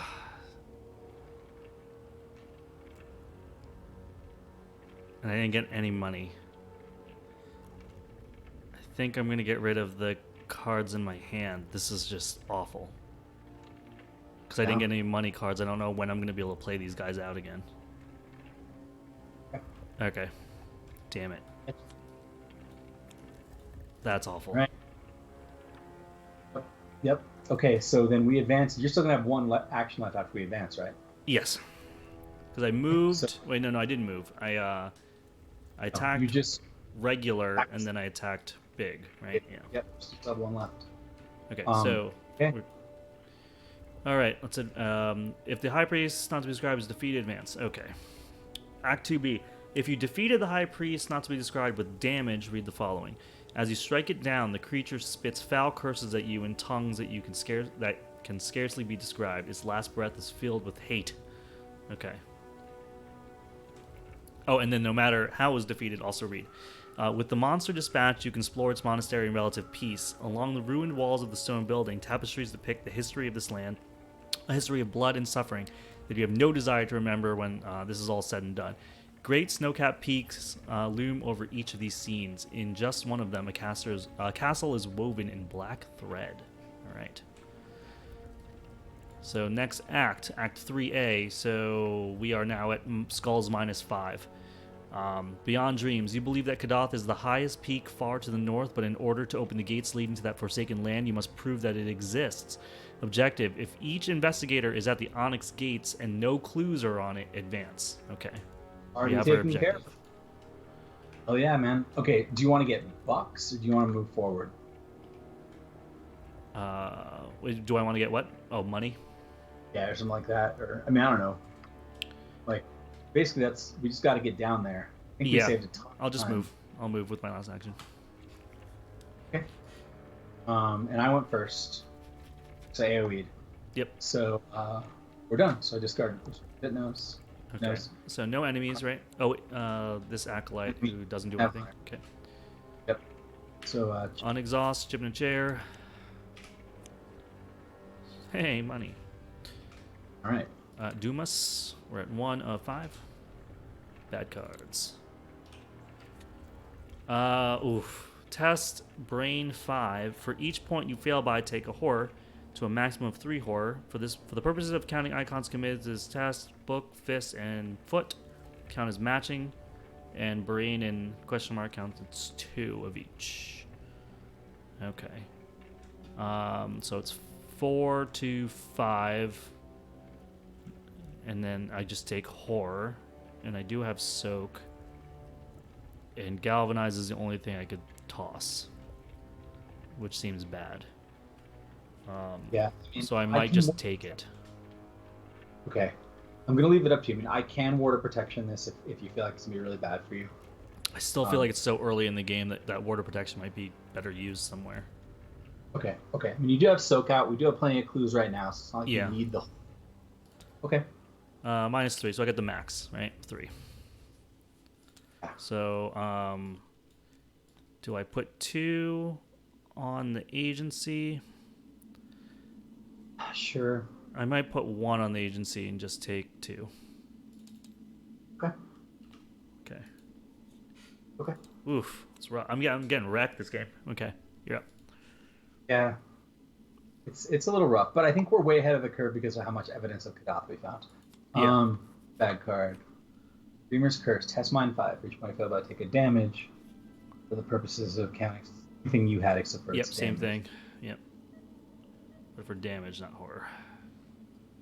I don't have a lot of damage soak. I think You are a 5 to a 5. 5 to 5. I think I'm gonna pitch. Read the signs here. Okay. Which will be worth 3 icons. Yep. 7 to 5. 8, right? 4, 5, 6, 7, 8. Oh, it's 6, 7, 8. Yep. Okay, so 8. The most common thing in the bag currently now. Oh my God, the skull's way worse right now, man. Skull's -5 right now. -5. So I'm very likely to get a -5, which means I would fail by 2. Say succeed or fail by 2. Use my crystal pendulum. Yep. Here we go. -4. So 8 minus 4 is 4. So I take 1 damage. You take 1 damage. Yeah. Okay. Woo! It is getting rough right now. Yep. Okay. So get rid of this thing. So we just got to get here. So Which one goes first? I guess I probably go first because that way you'll have like 2 actions Yeah. your turn, unless you don't want to go there, unless you don't want to advance it this turn. We don't want to end up in that situation again where like we did with that thing on the staircase. Like, do you feel like we're ready to advance? Like, I think I'm good, but I don't know if you are. I wish I was more set up, but like I don't have anything in my hand to play to get me more set up, so I'd rather just keep. You can draw cards if you wanna. If you want to kill one more turn, we can do some setup. Yeah, I think what I would do if we were gonna burn a turn. So if we don't burn a turn, I'm still, I guess, I'm drawing 2 cards and moving. You know. Maybe I just draw 2 cards, see what happens, or draw 1 card, see what happens. Maybe I'll feel better if I get like something good. Okay. I like it. Yeah, so let me go first. I'll draw a card. It's a beat cop. Okay, that makes me feel better about playing fast, playing that in my beginning of my next turn. I might draw another card and then just move down. Then let's see. Draw a card. Okay. This feels pretty good. Okay. Yeah, I'm willing to move down if you're okay with it. Yeah. Well, I could also just move here and wait here myself. Do you want to do any setup? Why don't? Yeah, I think I do want to do one more turn of setup. Okay, so then I will play Easy Mark as my 3rd action. Let's do that. Get 2 resources and get a card. Okay. Okay. I'm gonna move. Arcane Initiate is fast action. Oops. Let's see. With Arcane Initiates, this game have been a little not on point. Yeah. Final action will be. Oh, I do get a buck for Lone Wolf. Yes, that's right. Shriveling or Spirit of Fame? I guess there's no point in Spirit of Fame without Shriveling, so I'll play Shriveling as my last action. Nice, I like this. I like it when you have Shriveling. Yeah, this is good. Yeah. Okay. I'm done. So, enemy phase, nothing. Nothing. Chip in a chair. There. On exhaust. Okay. Hit up with the Doom. 2 of 5. Bad cards. All right, Dreamer's Curse, Brain 5. It's kind of wrecked me last time. So I'm 4, 2 of 5. If I pitch the Galvanize, that's 1, 2. You're about to get a bunch of soak, potentially, if that matters. Yeah. I don't know if it's... Take 1 damage, not horror. This one's the damage. Oh, this is the damage one. Yeah. Okay, I mean, yeah, the are... agency backup has a bunch of damage it could take for me for maximum 3. Yeah, I'll just do this. Here we go. Skull is -5. I take the 3 damage. Agency backup is definitely taking 1. No, he's taking 2, and I'm taking 1. Okay. Yeah, that skull token's like real rough. Deep Slumber. Is considered drawing a card? Yes, it is. Yeah, so that's rough with Arcane Initiate. But I'm also, my hand's smaller right now. Yeah. So it's not... Alright, well... Do I... I was like, I can go first and move down. Have a bunch of actions total between. So that seems like... That'll give us the most information. Okay. So I'm going to fast action an ally here. I'm going to bring out a beat cop at the beginning of my turn for 3. And then I'm going to move down for my first action. And let's look at this act deck. So we're both here. No clues on it. We're going to advance it. Oh my god. Where the gods dwell. Each investigator loses all their clues. Read the scenario interlude Grand Design in the campaign guide, then advance to Act 4-A, Truth and Lies. Okay. Okay. Grand Design. Which one do we do? Just read it. Start at the top with number 1 and see where that leads us, I think. Okay, cool. Grand design number 1. Higher and higher, you scale the mountains far to the north. Pale light shines from atop a great black peak, piercing the vibrant firmament, and you know that you approach the end of your quest. You spend untold hours ascending the snow-covered slopes until you finally reach the forbidden steps leading to the castle's great hall. The castle stands astride a precipice that overlooks the entire continent and the ocean beyond. It is a majestic sight. Above, countless tenebrous towers loom, swathed in a vortex of snow and hail. You break a trail through the crusted snow before the castle, and it soon gives way to a smooth, polished onyx. The biting wind quiets to a whistle. You are bathed in a prodigious darkness that fills the vast space. Soon there is nothing but the echoing of your footsteps on the onyx floor and the quiet, lonely stillness of the great hall. Though you have crossed no doorway, you realize now where you stand, inside the halls of the Great Ones. You expected to be met by guards, servants of the gods, or perhaps even those powerful beings themselves, but you're only met by loneliness and foreboding as chilling as the piercing winds outside.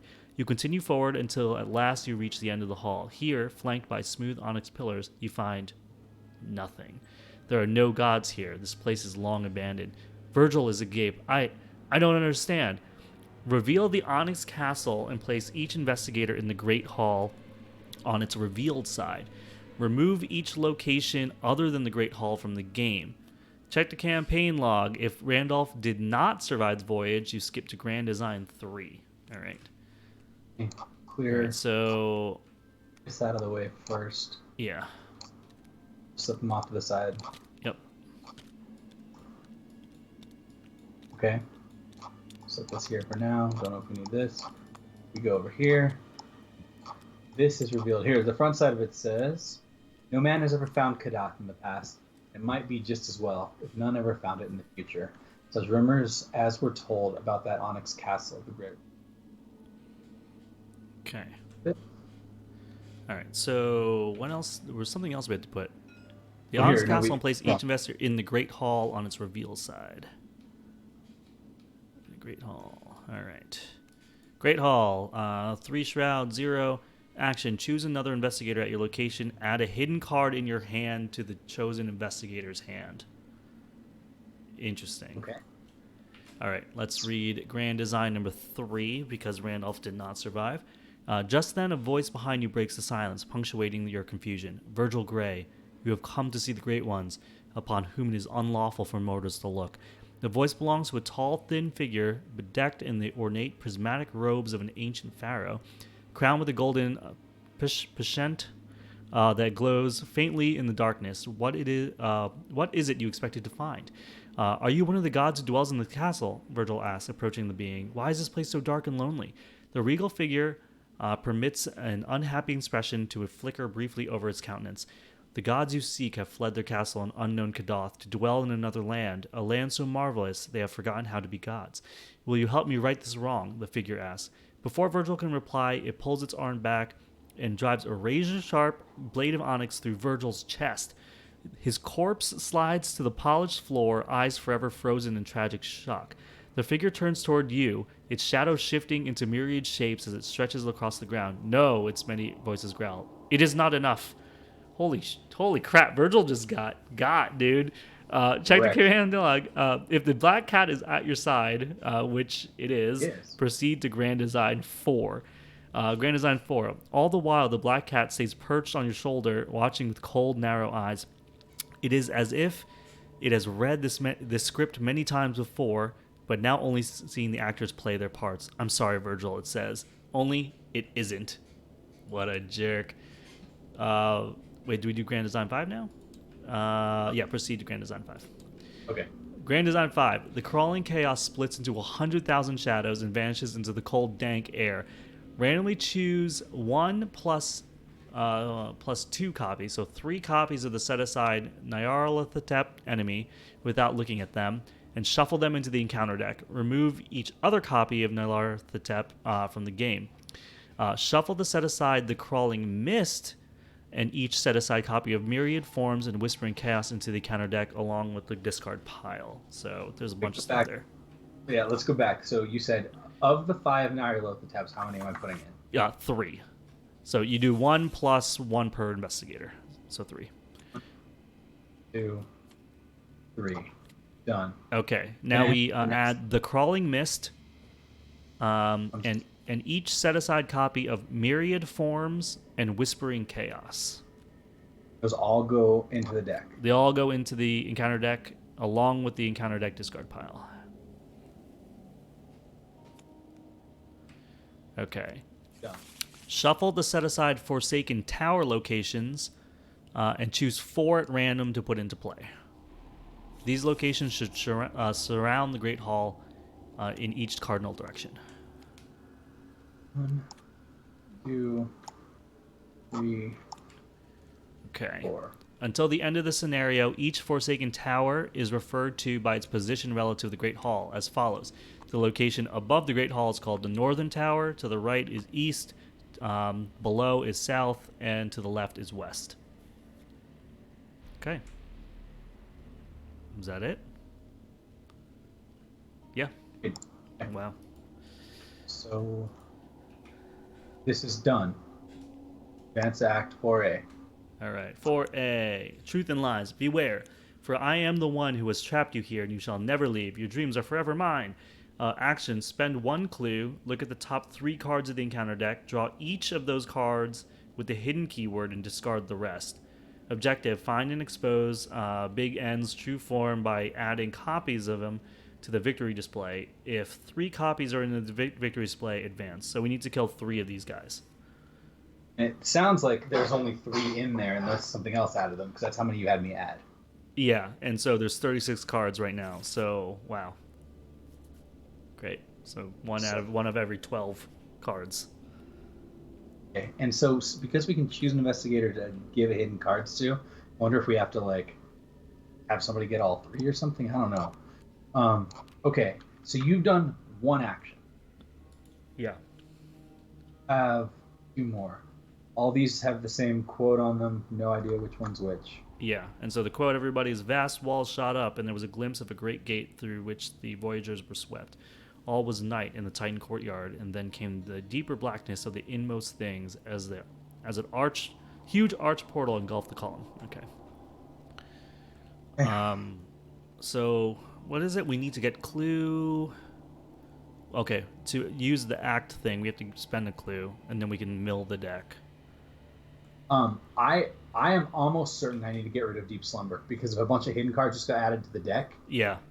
my hand is going to get wrecked. So I'm telling you right now, I'm probably going to have to spend 2 actions on that. I feel like I really shouldn't have this in my hand. Yeah, and I feel like I should try to get rid of cards in my hand as well. Play out some stuff. Yeah, I'm definitely going to play out it's not Emergency Cache. If you get 1 or 2 hidden cards, that's no big deal. If right now, because of how Deep Slumber works, if I draw them, Yeah. screw me. So, yeah, I mean, you do have another ally slot, so at least like getting some resources, getting ready to play like one other thing, like a guard dog or something nice. Yeah. I don't know. Your choice. I feel like we need to stop looking at each other's hands so much now. Yeah. With this first phase. Yeah. Because the other thing I can do is just like start to explore. Sure. I'm definitely gonna play. Let me play Emergency Cache here. 1, 2, 3. 1 action left. And I have 1 left. Do I explore? Or do I just? What else would I do?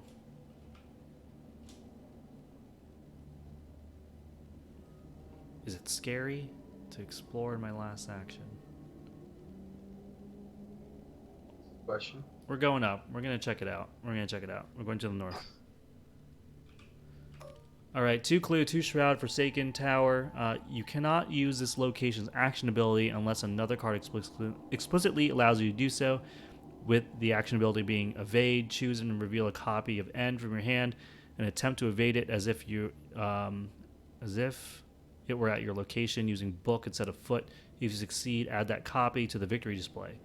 If you fail, it attacks you and is shuffled into the encounter deck. Oh, interesting. Oh, this is probably what we need to do. This is how we defeat the ones that go into our hand.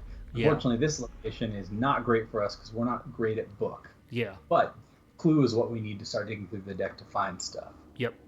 Right. Okay. Okay. That was my turn. All right. So I need to get rid of this. So I get a buck for my turn starting. Yep. This is one. I'm going to use Arcane Initiate right now. Okay. Are you at the limit? Because deeper slumber. Oh, right. I need to do it in that order. Crap. That does... Oh, yeah. No, that'll put me right at the limit. That'll put me at 5. Okay. To draw 1. I am going to do this. So I'm going to get $1. That's my first action. My second action is going to be to play Leo de Luca. Okay. I now have 2 actions remaining. He generates an action, and I'll use that to discard. Oh, right. Yeah, perfect. Yep, that was good. That's me. That's it. Okay. No enemies. On exhaust. Chip in a chair. Okay. Oh my god. Did I shuffle my deck? No, I didn't, because this was in the hand of things I drew. Okay. Again. Okay. Alright, so ticked up the Doom, and now bad cards.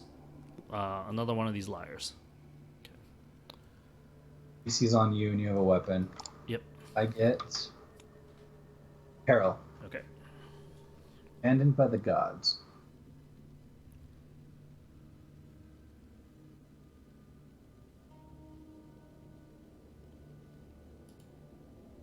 Okay. We really need to not be seeing each other's hands. Okay. Yeah. Slimpy said it was under settings. I'm telling you right now, in order for this mission to work, okay, hold on. We have to have it be secret. Okay. Let's see. Controls. Game.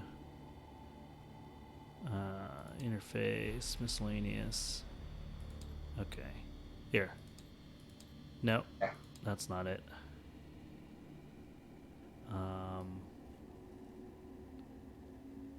Let's see. I think we need to stop talking about each other's hands after this. Yeah. How do you... I know you can do this. Anybody in chat? Hold on, am I going to look it up? Oh, options, not menu. Options, here we go. Hands. Oh, wait, no. Hiding.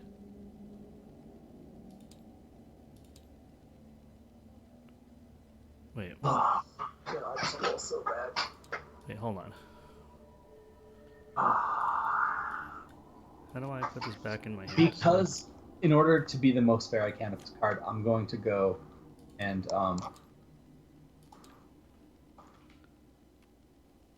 Okay, hold on. I need to get all these back in my hand. I'm going to Ward of Protection this.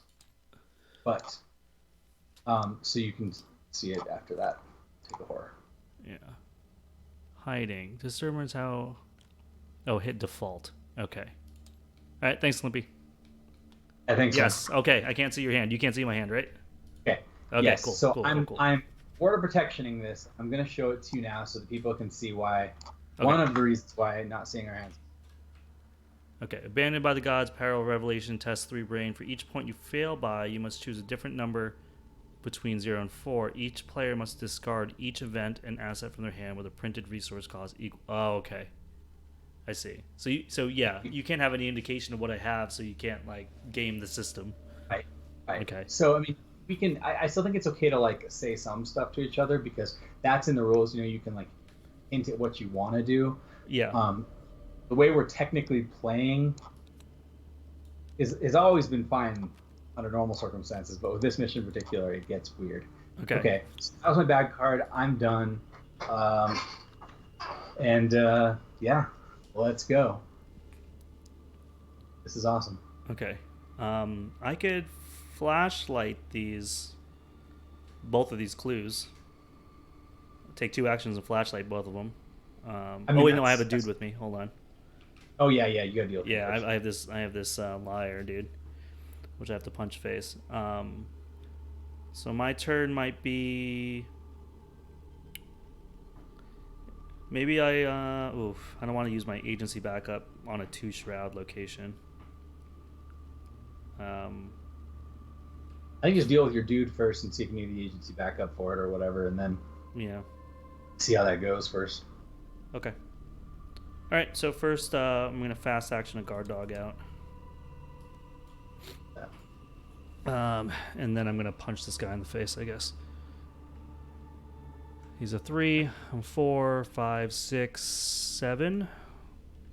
7 to 3 with a lot of bad stuff in the deck. I mean, the skulls we just can't. We just have to accept. I think they're in there. Yeah. Okay. It's a 7 to 3. First action. That's a -6. Right? That's a fail. Does this guy retaliate? No. This would make a copy of Nyarlathotep in your hand hit you, which you don't have, and it gets shuffled back into the encounter deck. So that's why that's a really big deal. Yeah. Those things gone. Okay. Oof, man. All right. So I think I'm going to try to hit him again a second time. Okay. -3. All right. I got him that time for 2 damage. 2. And then last one here. Yeah. Money, come on. Tentacle. Okay. Okay. I think either you can kill him using your stuff, or I think I can just come up there. I think I should finish him off for you. That's a lot of horror. Unless you don't. Yeah, if you can come finish him, that's great. Otherwise, I have to kill my agency backup to do it. I mean, because I can always ping it with the B cop and the agency, but the agency dies. I get a buck for my turn starting because of Lone Wolf. Do I just shoot him while he's on you? I think so, because you have some soak right now, and I would be at. Hold on, let me do the math. 1, 2, 5, 6, 7 to 3. I think I just take the guaranteed right now instead, since I don't have it set up. Because it's on you. Okay, so first actions get $1. Second actions move up there.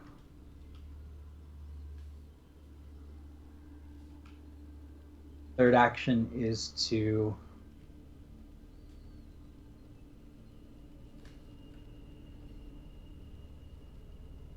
draw a sneak attack. Fourth action is to play it and deal 2 to him. Okay. Thank you. All right.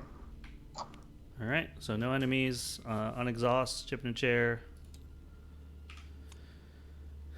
Doom. I drew my Stars of Hades. Oof. One of these gets purged, right? Purging. Crown of Flame. Okay, that. I really didn't want to lose my recharge or. So that was Alright, so we are at 4 of 5 on the agenda deck. Draw him a bad card. Place 2 Doom on the nearest cultist enemy. If there are no cultist enemies in play, search the encounter deck and discard pile for a cultist, draw it, and then shuffle the encounter deck. Okay, so let's get that little baby one. Yeah. My vote, the one we've just been killing easily, like this dude. And the Doom is gonna boil over, so we almost don't really care about this boy, right? Yeah, actually, yeah, it doesn't matter because it's gonna go over either way. Yep. So let's put him wherever. Doesn't matter. So he's gonna go over here and get 2 Doom on him. Yeah. No. He just gets 1 Doom on him. It's either you put 2 Doom on him, or we search and he comes out and he gets his normal. Oh, one. I see. Yeah, he just gets the 1 from his. Yeah. All right. Oh, maybe I'll draw a Mysterious Chanting. That would be the best possible thing right now. Oh, Peril. Okay. Oh, God. Oh, no. Oh, dude. Oh.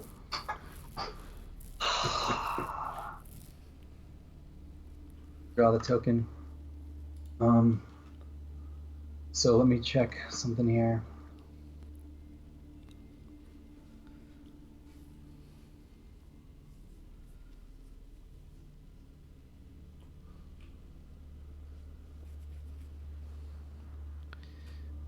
Whoops.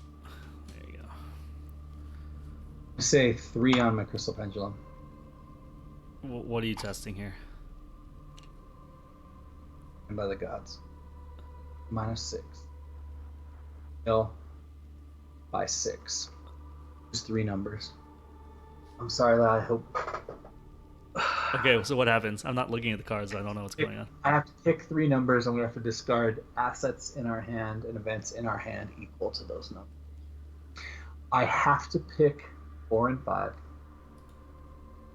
And I'm just trying to think about what it knows in your deck. I can't pick 0 right now. I really want to pick 0, but I can't pick 0 right now. Okay. Which means I have to pick. I think I have to pick 2. I'm really sorry. I hope that doesn't screw you. Okay, I'm so what are we 2. discarding with the resource cost of 2? Oh no, there's not 5. 5 isn't an option. Wrap. 4, 2, and 1.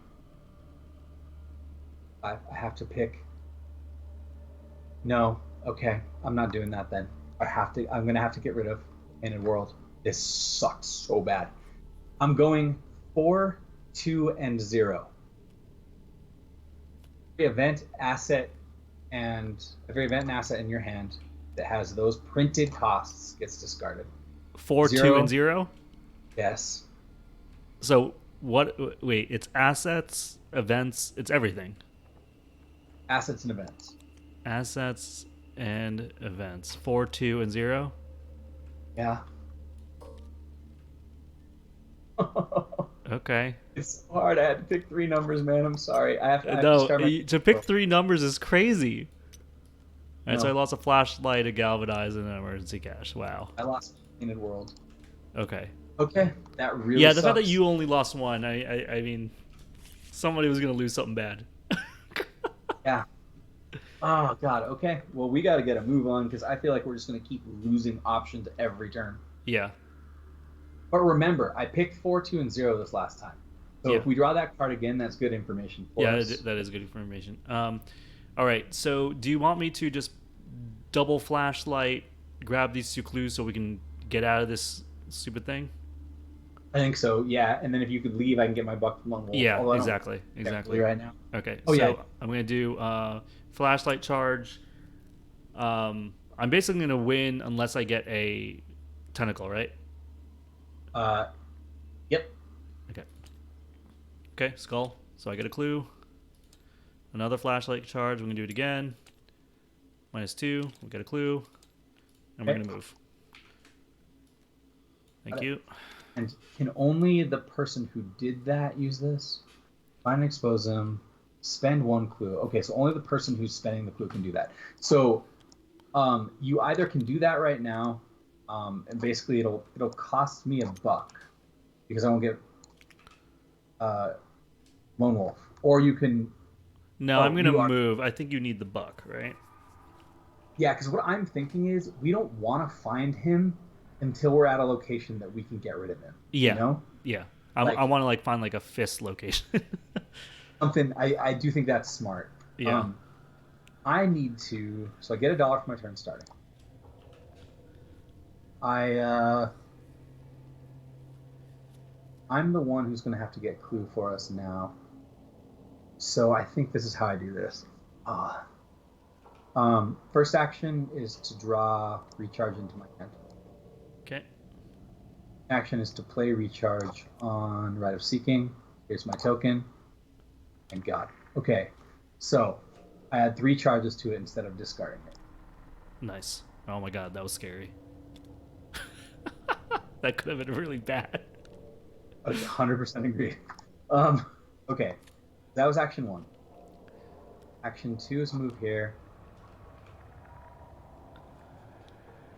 And 3 is move here. Yeah. Do it. Ooh, Who's big up? Shroud.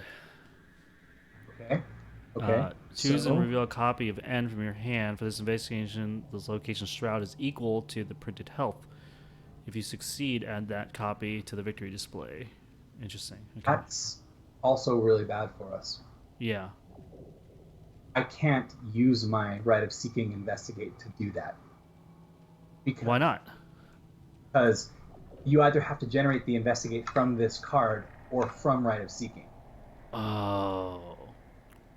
Got So it. basically, this place is bad for me for sure, and probably for you as well. Yeah, that's so. That sucks. Okay, well, here we go. Enemy phase. Nothing. Different chair. Chip in a chair.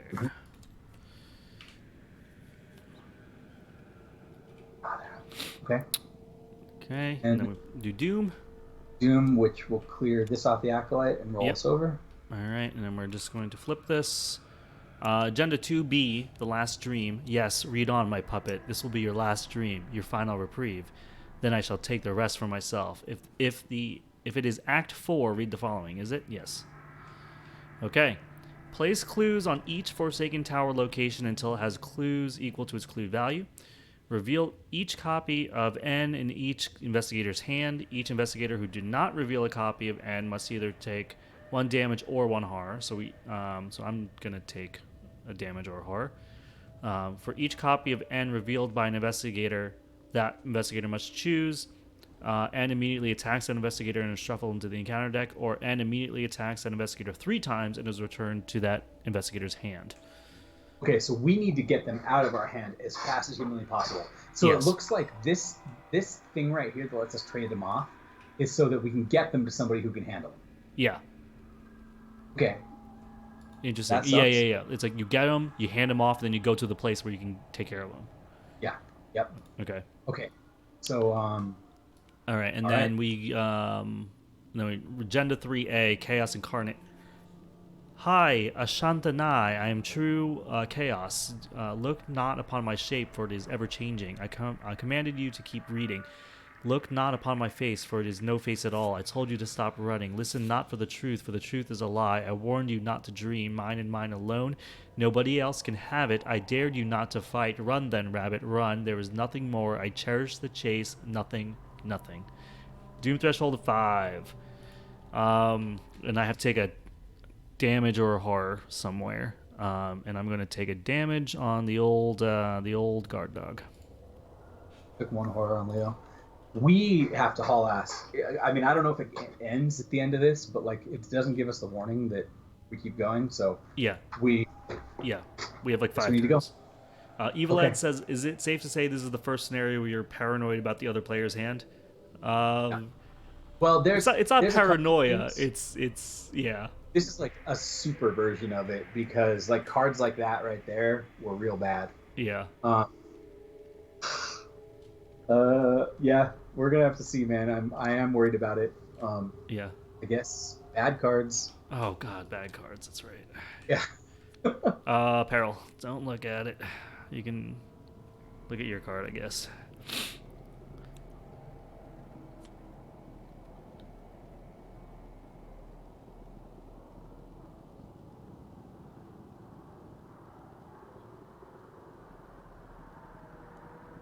Okay, interesting.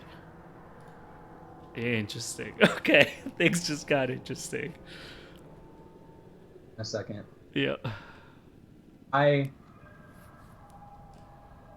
gonna ward of protection. Because I don't have a way to get this out of my hand otherwise. Okay. And it would keep me from playing Ward of Protection, so I'm just gonna get rid of it. And it would I hate those cards so much. Yeah, that one in particular is really awful. Okay, well, you want to see what one of these locations looks like, and see if we can find one we can actually like deal with this dude, so we can start flipping through the deck. Yeah, I mean, I can move to the west and just ping this stupid Acolyte with one of my dudes. It's no big deal.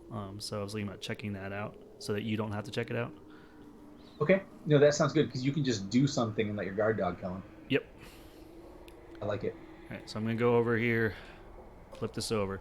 The Forsaken Tower of Eternal Flame, 2 clues, 3 Shroud. You cannot use this ability unless the card says you can.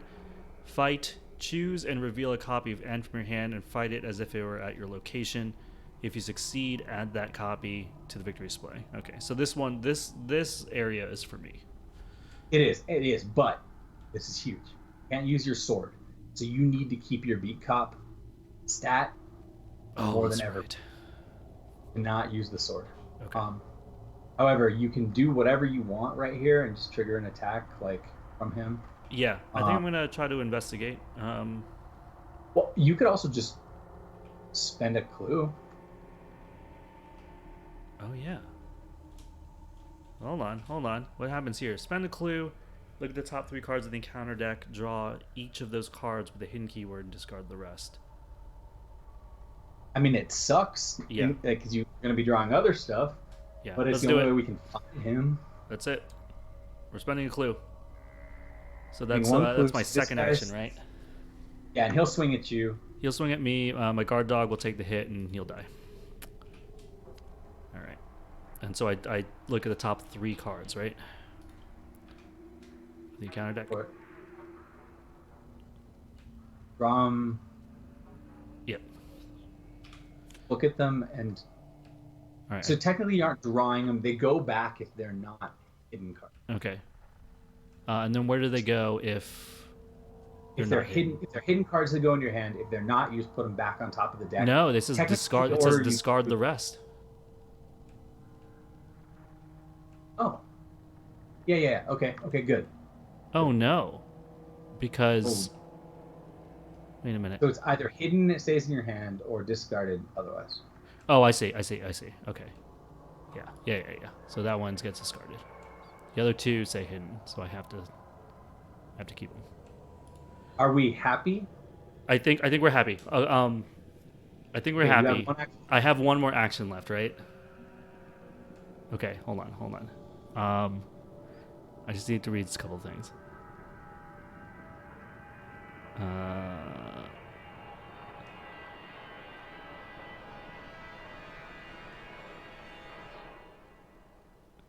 Wow. Okay. Wow.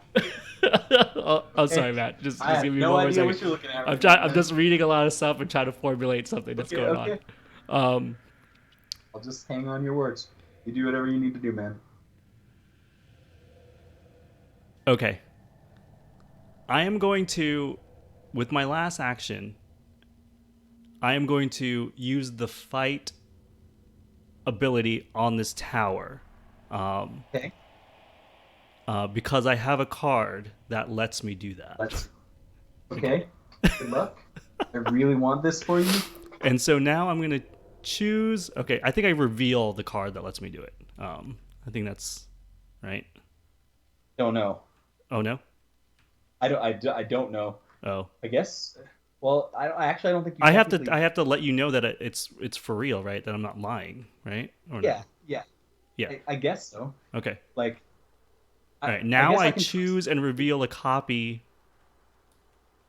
on this thing from my hand and fight it as if it was at your location. If you succeed, add that to the victory display. If I fail, okay. So he has power 3. I have 4, 5, and I can't use my Time Worn brand. So I'm a 5 to 3 right now. And I can't I don't ping think him. I'm supposed to even see that. Wait, what? I don't think I'm supposed to see it.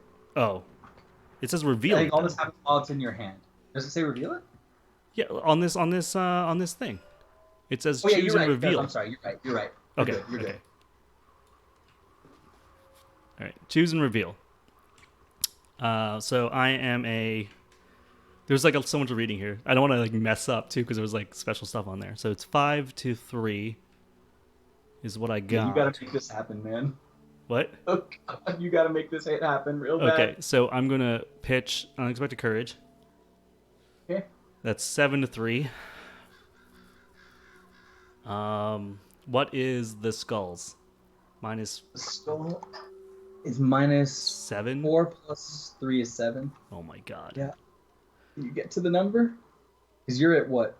5, 6, 7 right now versus 3. You're up 4. I don't know, man. If you can't get to the skull, you don't. But Yeah, I guess I it's can't the get best up chance that you high. can. I can't get up that feels high. well. I think I'm gonna have to do this. There's going to be between the skulls and the tablets. There's 5 of them in that bag. Yeah. So a 7 to quarter of the 3. bag fails right now unless you get to 6 or 7. Gosh.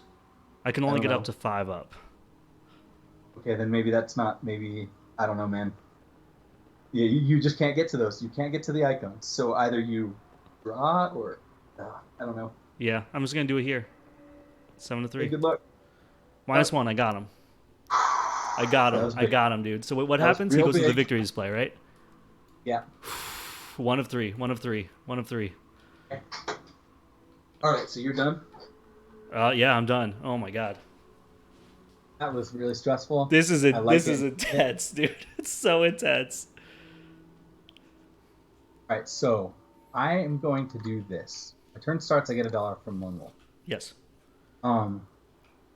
First action, place spirit name. If I explore this location, I would be at 4, 5, 6, 7, 8, 9. I think in order to save my turn, I'm going to do that. So I have 3 actions left technically, but I get 2 clues per action. However, if I draw a bad token, I fail. So I'm going to get $1 as my second action.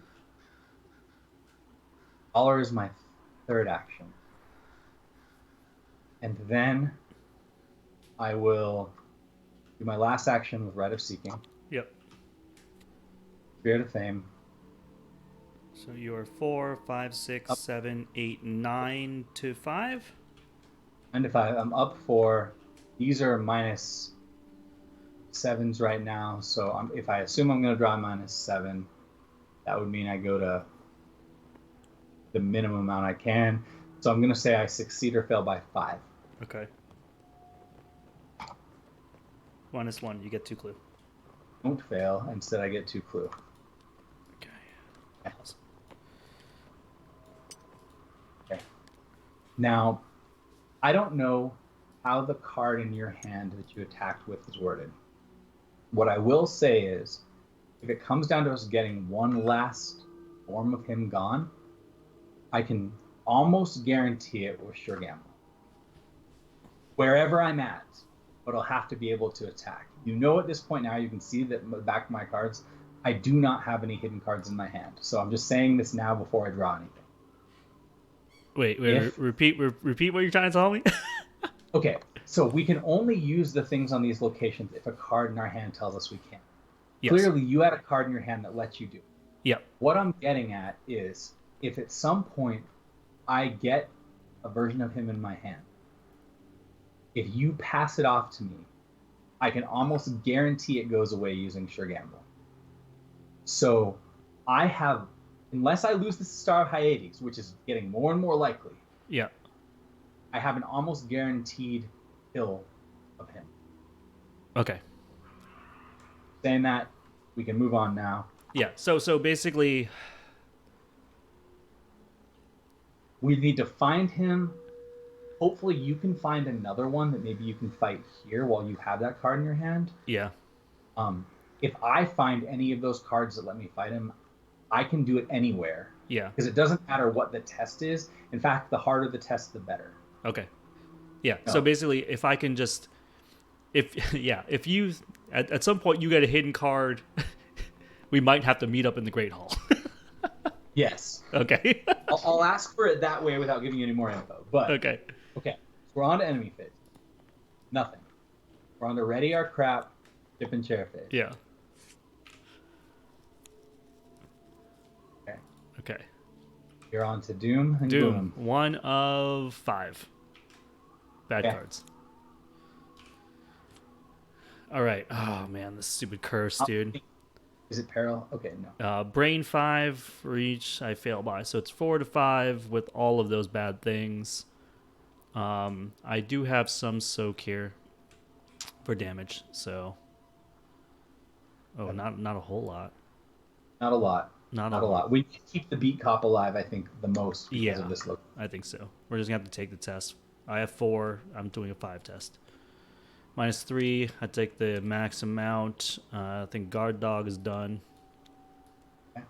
I think agency backup is done. You can actually do a fast action with him in the middle of that test to pick up a clue. Yes, I will. No, I didn't tell you this. Yeah, but I should have told you that before in case you knew you were going to have potentially kill him. Yep, that's fine. And then the last damage I will put on my beat cop just in case there's something I have to do to get direct damage.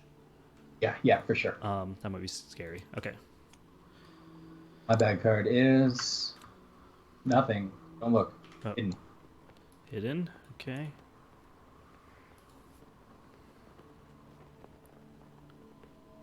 All right.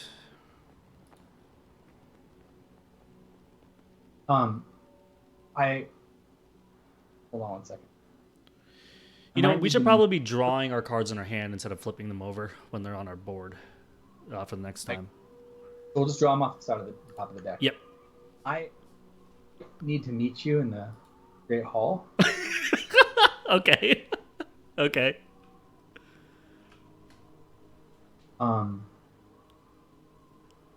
I don't know exactly how to do this because since it's an action and we're both one location away, it's going to require some setup. So I don't necessarily have to do it now. I could do it later. Okay. Because, so looking at the way that Shergamble's worded, any test I plan to use Shergamble on needs to not be so outrageously far that I'm below it. I need to be close enough to it that any token could pass. Right. This location is not good for that. So maybe I just go check this out first. Okay. And Yeah. think of it. Yeah. You cool with that? And then I will end my turn at the Great Hall. $1 at the beginning of my turn. 1, 2. Okay, right. Fight. Choose a revealed copy from your hand using mind instead of punch to fight it. Oh, this is you. That's really good news. Yep. That was 1, 2 actions. My third action, I think. Oh, do clue. Because I cleared that last time. I was like, My third action is going to be to spend a clue. Draw 3 cards. So draw 3 cards from the encounter deck. okay.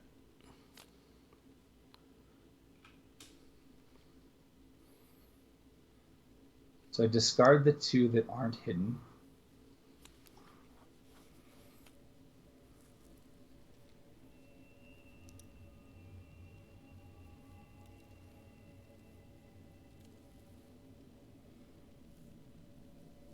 Yo, what up, Bill in chat? Redeem Spin the Wheel. Thank you so much. For reasons that I cannot fully explain, I think that maybe a card in your hand needed to be discarded. Okay, hold on. After the thing you did in the West. You are correct. It says at the bottom. Wait, no.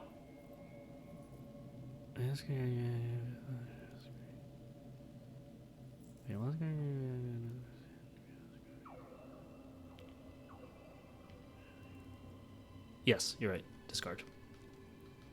Okay. Without being too terribly specific, but knowing that I have 1 clue left, is it likely that you'd be able to fight where I'm at currently? I cannot fight where you are, but I might want you to meet me at the Great Hall. The last action is to move to the Great Hall. Okay. Turn. So ridiculous. Okay, you can go ahead. All right. I'm going to fast action some soak by this too noble for his own good, born to die. man. Oh, okay. Okay. And then I'm going to. It's an action to do that, right up here. Yeah. Yeah. So I'm going to spend a resource to play out a lone wolf. I'm going to move over, and I'm going to choose another investigator in my location. Add a hidden card from my hand to your hand. So I'm going to pass this card to you. That's really good news because I didn't know if I should spend the clue, and I didn't. I assumed there was one of each of these cards. Now that we both know what I got, I almost spent another clue to look for this card. Oh, okay. Yeah, So, you spent the clue, and I was like, in my head, I'm like, just meet me at the Great Hall. right. But remember, there's two pieces to needing the clue.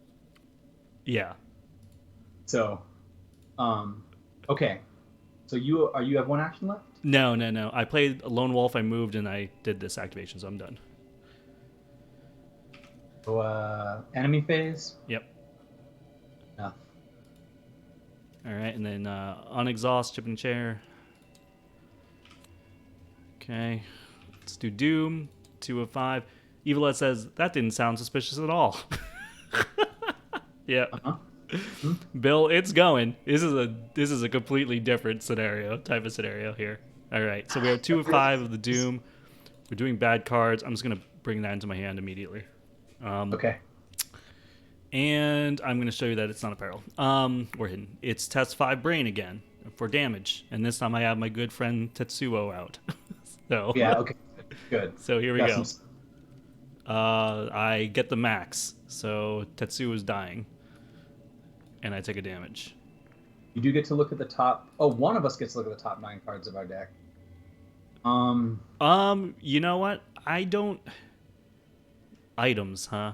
I think all I would find is another Spirit of Fame, and it would potentially bring me closer to my Star of Hyades, which I don't really want right now. So I think maybe don't. Yeah, I think all I would find would be another survival knife. I think. Okay. But if you don't want it, I'll do it. Oh, no, I don't need it. All right, search the top 9, right, for an item. Whoa! Okay. Item. Yep, there's one. Okay, yep, let's keep that. The rest of that. Come on.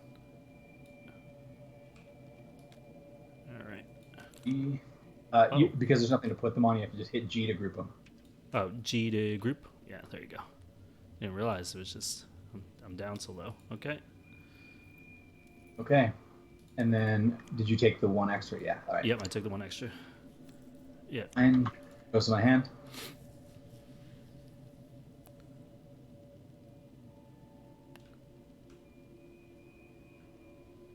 Sorry, it's a peril. Oh, I could have looked at my discard pile as well, Slimpy says. For what? For an item. Oh, yeah, I forgot about that. Choose an investigator location. The investigator searches either their discard or the top 9 cards. I'm going to say that Spurs of Hypnos is stopping agility this turn. -2 to foot. Wait, what was that? -2 agility? Okay. Okay.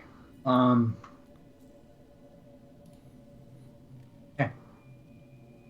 So, I think it's all right with you. Like to go first? Yeah, that's fine. Down here. Yep. So, I believe now we do reveal this card because it's going to go away one way or the other. Yep. So that's why. In the south. Yeah. It says, if you reveal this card from your hand, you can use it. Yep. Choose and reveal a copy of your boy. Of ya boy. Oh, this is a different kind of guy here. Wow. Different stats.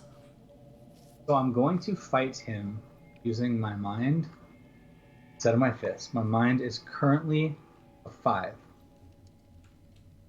Okay? Okay. Oh, I'm sorry. I have to do an action to put Sure Gamble in my hand first. Okay. That's my first action. Yep. And so now you have one shot at this, yeah. Now I have Oh, you have 2 actions left, yeah. 2 actions left. So I'm going to say Crystal Pendulum. I'm going to just pick 3. I don't want to think about it. I'm just going to pick 3. Okay. I just passed. You just passed. You just passed gamble. vanilla passed. Okay, so that gets rid of him. Okay, yeah. So this goes to the victory display, and then this card gets discarded. Okay. All right. So here's the problem now. The last 2 locations, which I'm assuming are the ones that are Yeah. either of us are great at. Yeah. Well, Those were the 2 best that we hit. But I have to evade with book here. So it's not good because of that. Yeah. All right. So yeah. That was so wait, first action was to take Sure Gamble. Second action was to move. To move. Yep. Third was to do it, so I have 1 left. Yep. I'm going to play. No, I'm just going to try to rip these clues. Okay. These clues. I'm going to use Spirit of Fame on it. Here we go. You got them. Succeed. So both of those come off. Yep. Also, I think this horror is supposed to be on me, and I put a little icon there, a little marker instead. Okay. All right. So I have 3 clue. You have 2 clue to dig through the deck. Yep. You have to find some things and some other things. Yeah. We have to find one of each. that there is a chance that one of the things is out of the deck. But it's a thing that is not especially useful for us. Okay. And I'll let you decide what you want with that. Do with that what you will. I'm going to discard the Whispers of Hypnos because it's going to be the end of the turn. Wait, I didn't go yet. Oh, I'm sorry. Yeah. Yeah, you're right. My bad. I didn't go yet, and what do I want to do here? I could dig for clue. I could use my last flashlight charge to get a clue up here. So here's the idea, right? We both know I still have Sure Gamble in my hand. Yep. If we can find a homeboy. Yep. And fight a homeboy, then I can probably do it. Yeah. So in some ways, it's good for you to use clue because you can help look for it, but it's bad because then you draw it instead of me. Yep. However, this action here lets us any kind of card. Yes. So that's all I'll say. Yeah. Don't forget your lone wolf. Oh yeah, I got my lone wolf money. Right there. I'm going to my first action. Actually, I'm going to play some easy mark. Let's get a buck. Let's get that card. Now I'm going to I'll dig through the encounter deck here. Spend a clue.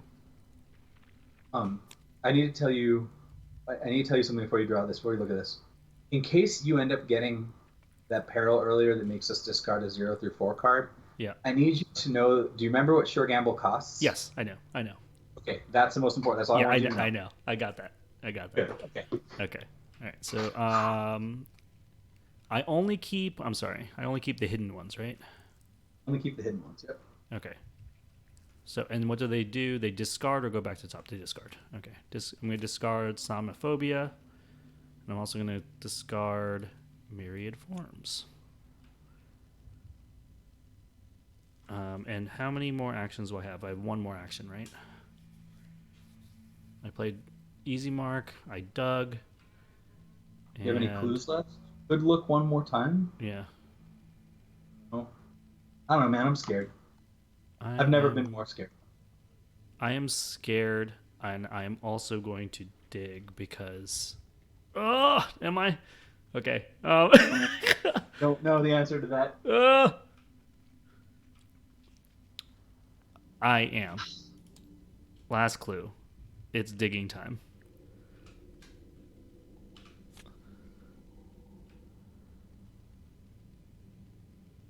Okay, I'm going to keep another hidden card. I'm going to discard Whispers of Hypnos. And I'm going to discard Liar with No Face. All right, so I did some good thinning out here. Like happy? Or we're just wait, happy? hold on.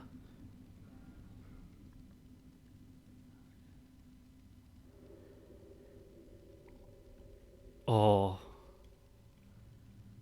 I'm not happy about that. Okay, great. That's great. I like to hear that. Ooh, this is a bad time to get. Well, it's not the worst time to get this, but it's pretty terrible. Okay. Let me just think about this, because I could do something here. Okay.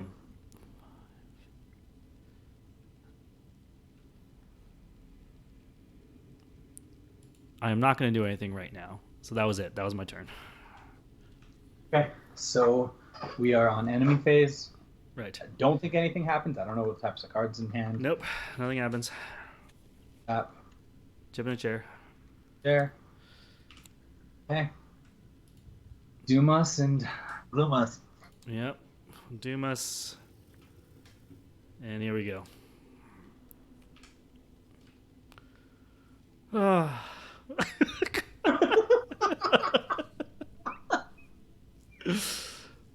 Oh, man. Okay, you're up. Go. Yeah. Oh. Have to put this guy down. He's gonna spawn any empty location. I'm gonna make this guy your job. My plan is to park up here and dig desperately. Yeah, that's fine. Wait, this Whispers of Hypnos, was this a new one? No, that was from before. You can discard that now. What he's doing there. He's gonna get a Doom at the end of the phase, which is now. So if we don't kill him, we will lose. So what I need to know is, before either of us go, do I need to stop in the middle to visit you? You do not need to visit me. Then why don't you go see if you can handle this dude? Yep. Because I can help if for some reason you fail. Okay, that's fine. All right, so we can go over here. That's one. This guy is going to jump on us. He is 4/2/2, and he has Retaliate, huh? All right, so I have 4, 5, 6, 7 with Time Ward Brand. 7, and now I have to read some things. Just 1 second.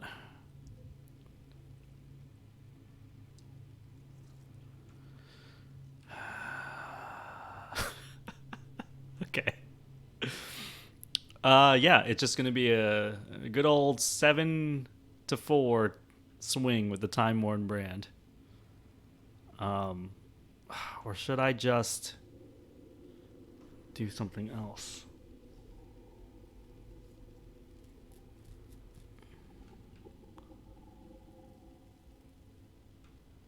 Yeah, it's 7-4. Here we go. What?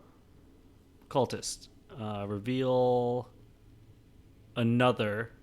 Oh. If I fail, it's going to be a Doom. Oh no. It's a superstar. Oh, thank God. Okay. So, yeah. So he's dead. His Doom goes away. Thank gosh. Now I get to go search the top 3 cards of my deck for an ally and draw it. All right. I will draw that one. And put these back. You have one more action left? 4, 5, 6, 7, 8, 9. I have 9 cards in hand. Yeah, I think I have one more action left. I'm gonna 1, 2, 3, 4. I'm just gonna play this beat up. Like that, very much. Yeah. Oh, scary stuff, dude. Okay. Hold on. Okay. Okay, here's what I'm gonna do. Yeah. Get $1 from Lone Wolf. Yep. First action's move. Second action is spend a clue.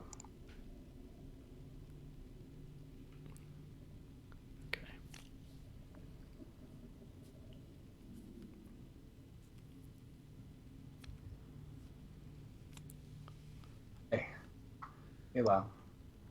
Third action is to move to the Forsaken Tower. Okay. Oh. My fourth action, reveal Whispers of Chaos East. Okay. And reveal an arrow of the top. Oh my gosh. Okay. Investigate, and the shroud of this location is equal to his... Yeah. Choose and reveal a copy of End from your hand. Investigation. The shroud's location equal to printed health. So he has 5 health. Investigate of 2 book. Okay? My investigate stat's 2. Okay. I'm going to discard a sneak attack to make my investigate 3.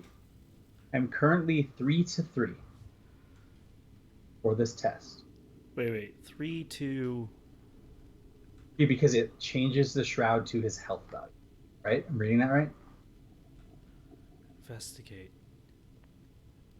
Investigate. Choose and reveal to... Location shroud is equal to its printed health. Okay, yeah. 3 to 3. Yeah. Okay. So I'm currently 3 to 3. I draw a token.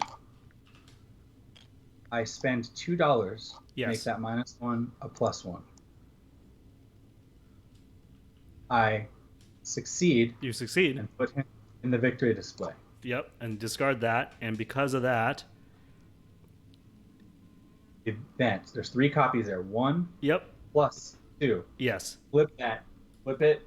We flip it. Oh my god. Okay. Act 4B, the true shape. Check campaign log. If the black cat knows the truth and the investigators possess the silver key, otherwise proceed to resolution 1. I think we're going to resolution 1 because the black cat neither knows the truth nor do we possess the silver key. Okay, so basically there is an Act 5 that we don't even see. We don't even see this. Okay, I think we did it. My guess is that this probably didn't end it. This probably made them come out and we had to battle them. Yeah. Holy crap. Okay, so we're going to go to resolution 1. Yeah. Okay. Resolution 1. That was really... Okay. Ooh, I need to relax. Jeez. So tense. No. Resolution 1. The presence taunting your mind retreats into the shadows, and you are left once again with an overwhelming sense of loneliness. The vast halls of the Onyx Castle are evidence of nothing but despair and sorrow. Whatever gods once inhabited this place left long ago. Coming here was indeed folly. You carry Virgil's corpse into the snowy peaks of Kadath and bury him outside the castle. You still do not understand what the being known as N wanted with him, or with you, but at least now you can leave the Dreamlands behind, if that is truly what you wish to do. In your campaign log, record, the Dreamers escaped from N's grasp.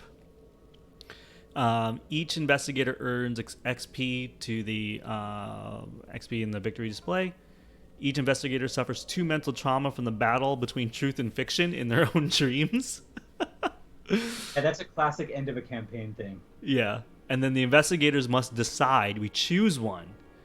So we can wake up and skip to resolution 3, or remain on the surface of the Dreamlands to skip to resolution 4, or venture into the underworld to find your companions. Choose this option only if the Dreamers know of another path in the campaign log.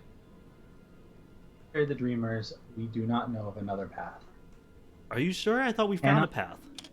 No, that is the other group. The other group knows a way to the surface. The Dreamers here. Oh, okay. So we can either wake up or remain on the surface of the Dreamlands. I feel like, okay, based on how this is worded, I feel like as long as our allies know a way to get to the surface, us remaining on the surface potentially means we can help them. That's how I feel too, right? Because the other team found a way to escape, right? Yes. So before you flip, let me make sure I record everything in here real fast. I didn't get it all. So it was how much XP? It's like a bunch, but I don't think it matters. 1, 2, 5, 6, 7, 8. Yep. 2, 4, 6, 8. Yeah. And then we didn't get anything from these. Yeah, we didn't. 8. Wow. All right. That was pretty. We get 2 trauma each. Mental That's trauma? correct. Is that right? 2 mental trauma each. And then what else am I recording? The dreamers escaped from Nyarlathotep's grasp. Okay. And that's it? Okay. Where did you record that? I have to click off of it before it actually puts it Oh, down. okay. I see. Yep. All right, and now, so we are going to remain on the surface of the Dreamlands, right? Like it. I think we should. I think this is good. So, resolution 4. Resolution 4. You think about the many journeys you have had in the Dreamlands and the fabulous things you have seen. The mystical forests, the beautiful palaces, the cerulean oceans. Have you ever experienced such wonders in the waking world? Could you really return to such mundane life after what you've experienced here? Perhaps it would be better to stay. You can escape from this dreaded land of Lange and travel back to safer climes. You can live in the timeless realm of Celephais, where pleasures are abundant and you will never age. Or perhaps live amongst the cats in the pleasant town of Ulthar, where your quest began. Or explore the boundaries of the Dreamlands and see all the marvels it has to offer. Your mind is made up. You cannot return to the waking world, for you will never want to leave. You cannot return to the waking world, for you never want to leave. In your campaign log, record the dreamers stayed in the Dreamlands forever. Okay. Whoa. If you're playing it as a interconnected 8-part campaign, we have to do scenario 4B, Weaver of the Cosmos.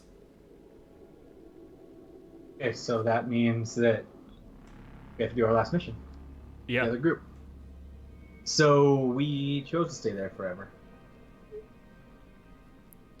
We stayed forever. I didn't expect to hear that. The way they phrased it is like ominous.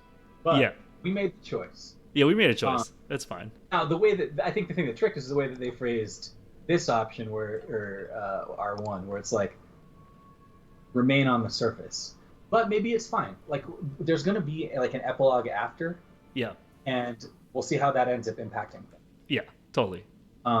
But we did it. I think we did it really well.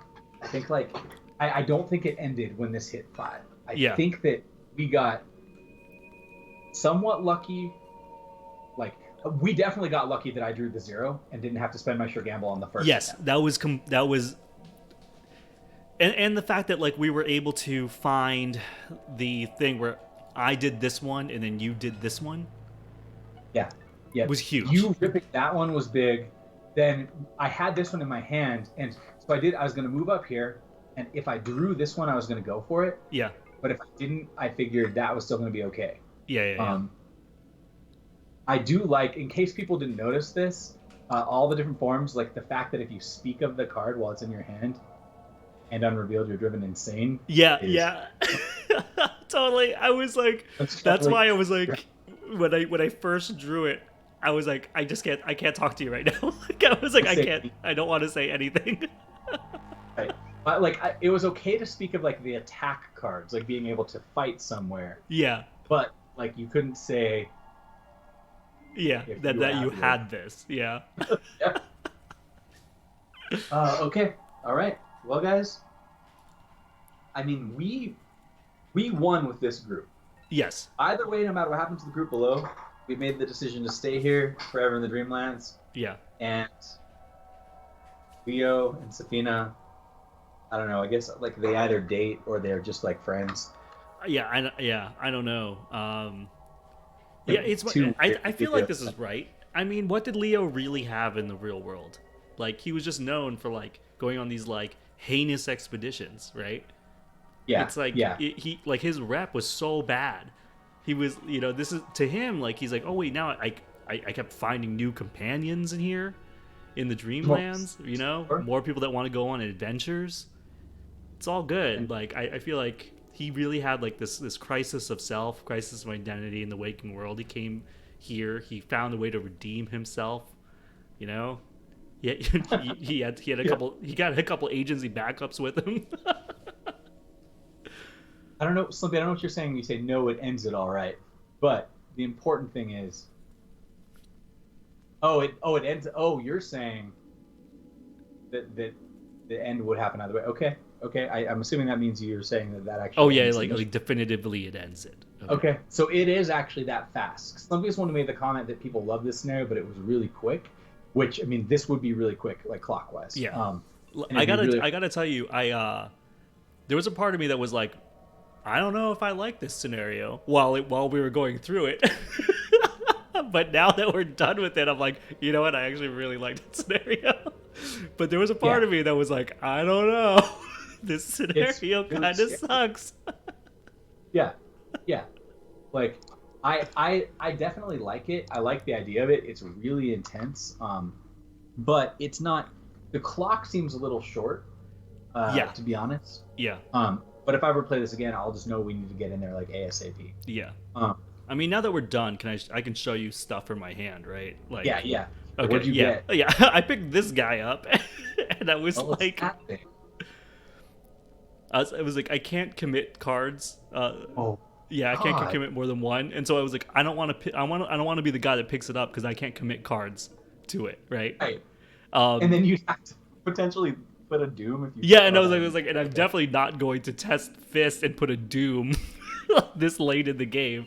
So I was like, I guess this is gonna stay in my hand, which coupled with this stupid thing, and all I had were one icon.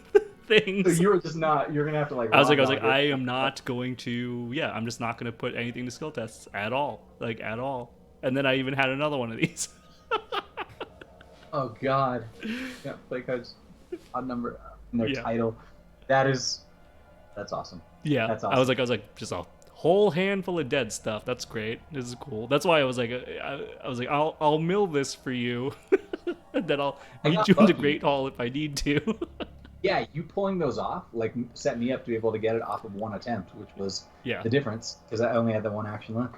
Yeah, that was awesome. Yeah, that's the Restless Journey is really terrible and cool. Yeah, I mean, how many more cards did we have? We had 8 more cards in the encounter deck. Okay, so I feel like there's probably more of these Restless Journey cards, considering it has a subtitle Hardship. Yes. It feels like there's probably more of them in there or something. Yeah, I was really scared about pulling, when I got that one, I was like, oh, great. I'm definitely going to pull more of these. They're just going to be in my hand. Volps, we won. We survived. And then we decided to make a good home here in the Dreamlands. It's pretty darn sweet. Yeah, I'm just glad that we at least won with one team, considering how Carcosa ended. Yes. I really wanted that for us, for you in particular. Yeah. So, part of me feels like the way that Carcosa it ended for us, and then with the possession that also happens, part of me is just how much different is the other ending? You know what I mean? In my head, I was just I don't know. This seems very cyclical here for Carcosa. And because this is all dreamlands and things in your mind, I was just this might want to do the same kind of thing. There's a really cool bonus epilogue at the end of Carcosa if you beat it, and so I'm bummed. Someday you're gonna have to see that. Oh, there's a bonus epilogue. Damn it. Yeah, it's really cool. Yeah, I mean, that's my first campaign. That's gonna be that storyline. I think is gonna be near and dear to my heart for Arkham Horror for sure. But no, I'm very happy with this because particularly that we won with this team too, because this is the team that's given us trouble. This was it's not that our decks are bad. It's just we either ran our head through hardship or just had bad situations. It's just felt more difficult with this team. In one place that we got really, really lucky, to be honest, is you drew 3 of that card that did damage based on how much you failed by. Yes. And you had a bunch of soak, and you also the guy with higher health. If I'd drawn those, I would just be dead. You would just be dead. Them. Yeah, absolutely. There's no way. Yeah. So you getting those and then having all those cards to soak it was a really big deal. That's actually really true. I thought I was gonna die because I took 3 damage just straight up off the bat at the beginning, trying to fight that stupid wizard or whatever. Yeah. I was I can't believe it. I was I don't even have an ally out yet. I was I know. This dude's just so beating my face. Oh Right man. So okay, guys. Well, that was the end of the Dreamer's story. That's the end of scenario 4A. We'll return next week for scenario 4B, the final scenario of the entire campaign. The last time you'll see the Awake team. That will be Rex and Silas, who fare a little bit better than this team right here. Not to say that they don't have a hard time either sometimes, but on. No, yeah, they dare certainly do. yeah. But, I will say that the next mission, one we're doing next time, is in the contender for like one of my favorite final missions. And it has a really cool mechanic that's not before seen. So The next hope one. you guys check around. Yep. Nice. I mean, I love this one a lot. I do. I think this one's totally unique, and I really like it. However, there's a really unique thing about the next one too. So they really hit home on both of the final missions in this. Nice. I mean, this certainly felt like final boss time, like how intense this felt, and and sort of like this whole like you're in the dream, you need to like trust the person that you're dreaming with, but you can't really communicate because you're just like, it definitely was like, especially because of how we've been playing this game with sort of like open hands and all this stuff. Like it was that really, I really felt that, it was just like, oh my God, we went from like 100% knowing everything, we had 100% of the information to suddenly like having like 50% of the information. And that like, I feel like this is crazy. Like they're trying to simulate to some extent his masks. Like basically we weren't supposed to know if you or I were really us almost. So it wasn't like Carcosa where you're going insane so much. It was like, maybe the person that we kept running into in the middle hall wasn't really you or wasn't really me. And so like the cards in hand and the way we're doing weird things and playing, I think was supposed to go right. simulate that like doubt. Like, was this actually Leo or was this one of the massive Nyarlathotep that I'm running into? I think maybe that's what they're going for. I like that. I like that interpretation of that because that's totally, that feels right to me. There's this like, I don't know what's going on. Yeah. Oh, totally cool. Bulb says I will watch the YouTube post and then watch this. Yeah. It was a good one. Sure. This one was a really good one. And my deck, this was like the final form of the deck. I'm happy I got the Time Worn Brandon in the beginning, but like, man, I did not like when I talked about in the very beginning, like the reason why I added the easy marks, it's like I have resource issues with this deck. And that I didn't pick up any of those cards till mid game. And it totally sucked because I just felt like I was moving so slowly. Versus the game I did last scenario in which I got set up, man. I had everybody out. I felt like it was really good. I had like a bunch of pumps to my stats like pretty early, and I was like, okay, this one just felt a little bit harder to get going. But once it was there, it felt better. But you're right, dude. The soak. I mean, that's what it was. Like, I basically used my guys for soak rather than their abilities. Yeah. Well, no, I mean, you definitely got the guard dog killed something important. The agency backup did some damage and got a clue. Yeah. Yeah, it wasn't as much as usual, but like they still did a great job. And even if you did feel like you're going slow, like you weren't stuck with cards in your hand that you couldn't play a lot of the time. Oh yeah. A lot of stuff. So I mean, I felt like I didn't feel like you were hindering us because you were choked. Okay, that's good. It wasn't feeling that way to me on my side of things. Yeah. But I thought your deck was firing on all cylinders, man. It really came together pretty quickly because as soon as you picked up that Rite of Seeking, you were solid. Yeah. I think. Well, that recharge was a big pull. Like if I hadn't got the recharge to work, that could have hurt. Yeah. So that was big, and then your big pull was when you were only up like I think 2 or 3 against that guy with the Doom on him, and it was like the difference between us winning or losing right there. Yep. Oh no, I guess it wasn't because I killed him this turn. I still won this turn, right? Yeah, right. Yeah. Okay, so I guess that one didn't matter, but I felt like it was going to. Like I was so worried you didn't do it. It was going to be like all or nothing. But yeah, it was tense, but I feel like there's a nail biter right up till the end. We only had 2 turns left that could have easily been 1 turn if a cultist showed up. So yeah, right on. Yeah, 2 awesome. Turns, crazy. But yeah, I think you're right. It probably Yeah, it probably just makes it so that they come out and fight you or something. When that boils over, because I I don't know. otherwise it's so Slimpy's hard make to it like sound mill like it that doesn't. deck. Well, it's okay. It's not as hard as it seems because if you think about it, every time one of these cards is drawn, if you fail, you don't. It doesn't get discarded. It only gets discarded if you succeed. So even though, like, we only had 8 cards Oh, left, and right, if right. any If of it these fails, it cards goes go, back, and you have a bigger chance of getting yeah. it again, So so that it's you can do it not as again. bad as it Okay. seems. It's not as bad as it seems. Yeah, Like, you're so right. You're between right. You're the 2 we right. had remaining, we would have found everything by next turn. Okay. Um, I was thinking about that too, because if you had to discard it, then yeah, it would have been terrible. But both the attack cards and the Nyarlathotep avatars, you're guaranteed to find them. Yeah. Um, so there is that.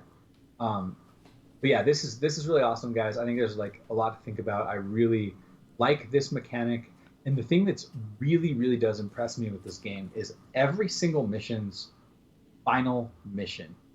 They have done a great job making it feel like a unique boss fight. Which Yeah. honestly, given like how many different like campaigns there's been, to be able to do that is actually incredibly cool from a game design standpoint. The stories Totally. are awesome. I I'm mean, really I still enjoy, just on a scenario by scenario basis. Um, like like it's weird that like they sculpt each scenario so they feel unique. And part of it's the story, right? But like when you think about like the game mechanics, it's like we're fighting, we're getting clues, right? Those are like the two things yeah that usually yeah just happen. But like it's done in a way that because like sometimes you have to cash in your clues for something. Sometimes you have to like fight the big bad. Sometimes like you can't fight the big bad. You have to use story elements to do damage to the big bad. So like there are all of these different ways that they're doing it so that it feels fresh, and it feels a little bit different, which is nice. Because sometimes because they could have just been like, this is just another one of those clue ones, like this is another one of those like fight ones, but like there's enough variation there that's like, okay, well, it feels good to play this scenario versus the last one. And so like, and just go like doing this like flip flop between the dreamers and the waking world, and and how different the scenarios are and what you have to do. It's just nice. It makes it feel like you're not playing the same thing over and over. I mean, not to throw shade on a game that Chris and I have been playing for 5 years, but Zombicide tends to like be like one of two kinds of missions like over and over, and that can get really rough to keep playing that game. Whereas like this one, every scenario is like, I wonder what it's gonna be like what's it gonna make me do now, like and the fact that the encounter deck also changes too, and there's all these different kinds of hidden stuff and the parallel stuff. You're just kind of like, I have no idea what's gonna happen to me, but I know it's gonna get worse and worse. yeah yeah. It's so cool playing these missions for the first time too, especially with these hidden things. Where I'm like, I have never played this before. I don't know what could be in your hand. Yeah. I just can base it off of like what I'm seeing in my hand. Yeah. But I had no idea that like hardship card existed. It's just cool. It's cool. Very cool. All right, I think we're going to let's move over to this screen over here. Yeah, man, I'm pleased. I am very pleased with this. I think we did well. I'm gonna be sad to say goodbye to Leo. If you guys want to know what our final decks were there, as usual, exclamation point Arkham decks in chat. That's where you'll find our final Leo and Safina decks. If you're watching on YouTube and you like this run, like and subscribe if you haven't already. Leave a comment as well. Let us know if you liked it. And in the description below, I'll have the links, these links I'm talking about to our ArkhamDB decks. And whoo, yeah, I am excited for next week, the end of the campaign, and then me and Matt have to talk about what we're gonna do after that too, to bring you some more good gameplay, good content here. Matt, do you want to say anything to end this off before we sign off? I'm sorry, my head's swimming. I think I'm just really glad that we got the W for you. I was really scared that we're gonna get like 2 back-to-back losses followed by Carcosa, and then both this and the next one lost, and I was like, that's gonna suck for him. So I'm really glad that we pulled it off, and I'm still thinking about the mission, how cool it was. So appreciate everyone for sticking around, and I hope you had fun too. Yeah, awesome. And I just want to one last thing before I say the old Peace Good Gaming good night. It's we lost Carcosa. It was so much fun for me though. So it's one of those things where like I don't necessarily really consider that I lost that. It was sort of like we played a really good campaign and we just got a little rough at the end. Yeah, right on. And that was on. But playing that and then playing Akachi, which is like, now that I've played a little bit more characters, man, she is real good. She's like a really good character. So much fun to play. Anyway, okay, that's it. Peace, good game, everybody. Thanks for joining in and watching us, and be sure to watch us next week for the conclusion of the Dream Eaters with the Waking guys, Rex and Silas. Ben Archer says GG. Thanks, man. GG. All right. Peace, good game, everybody. Later, everyone. Bye. Bye.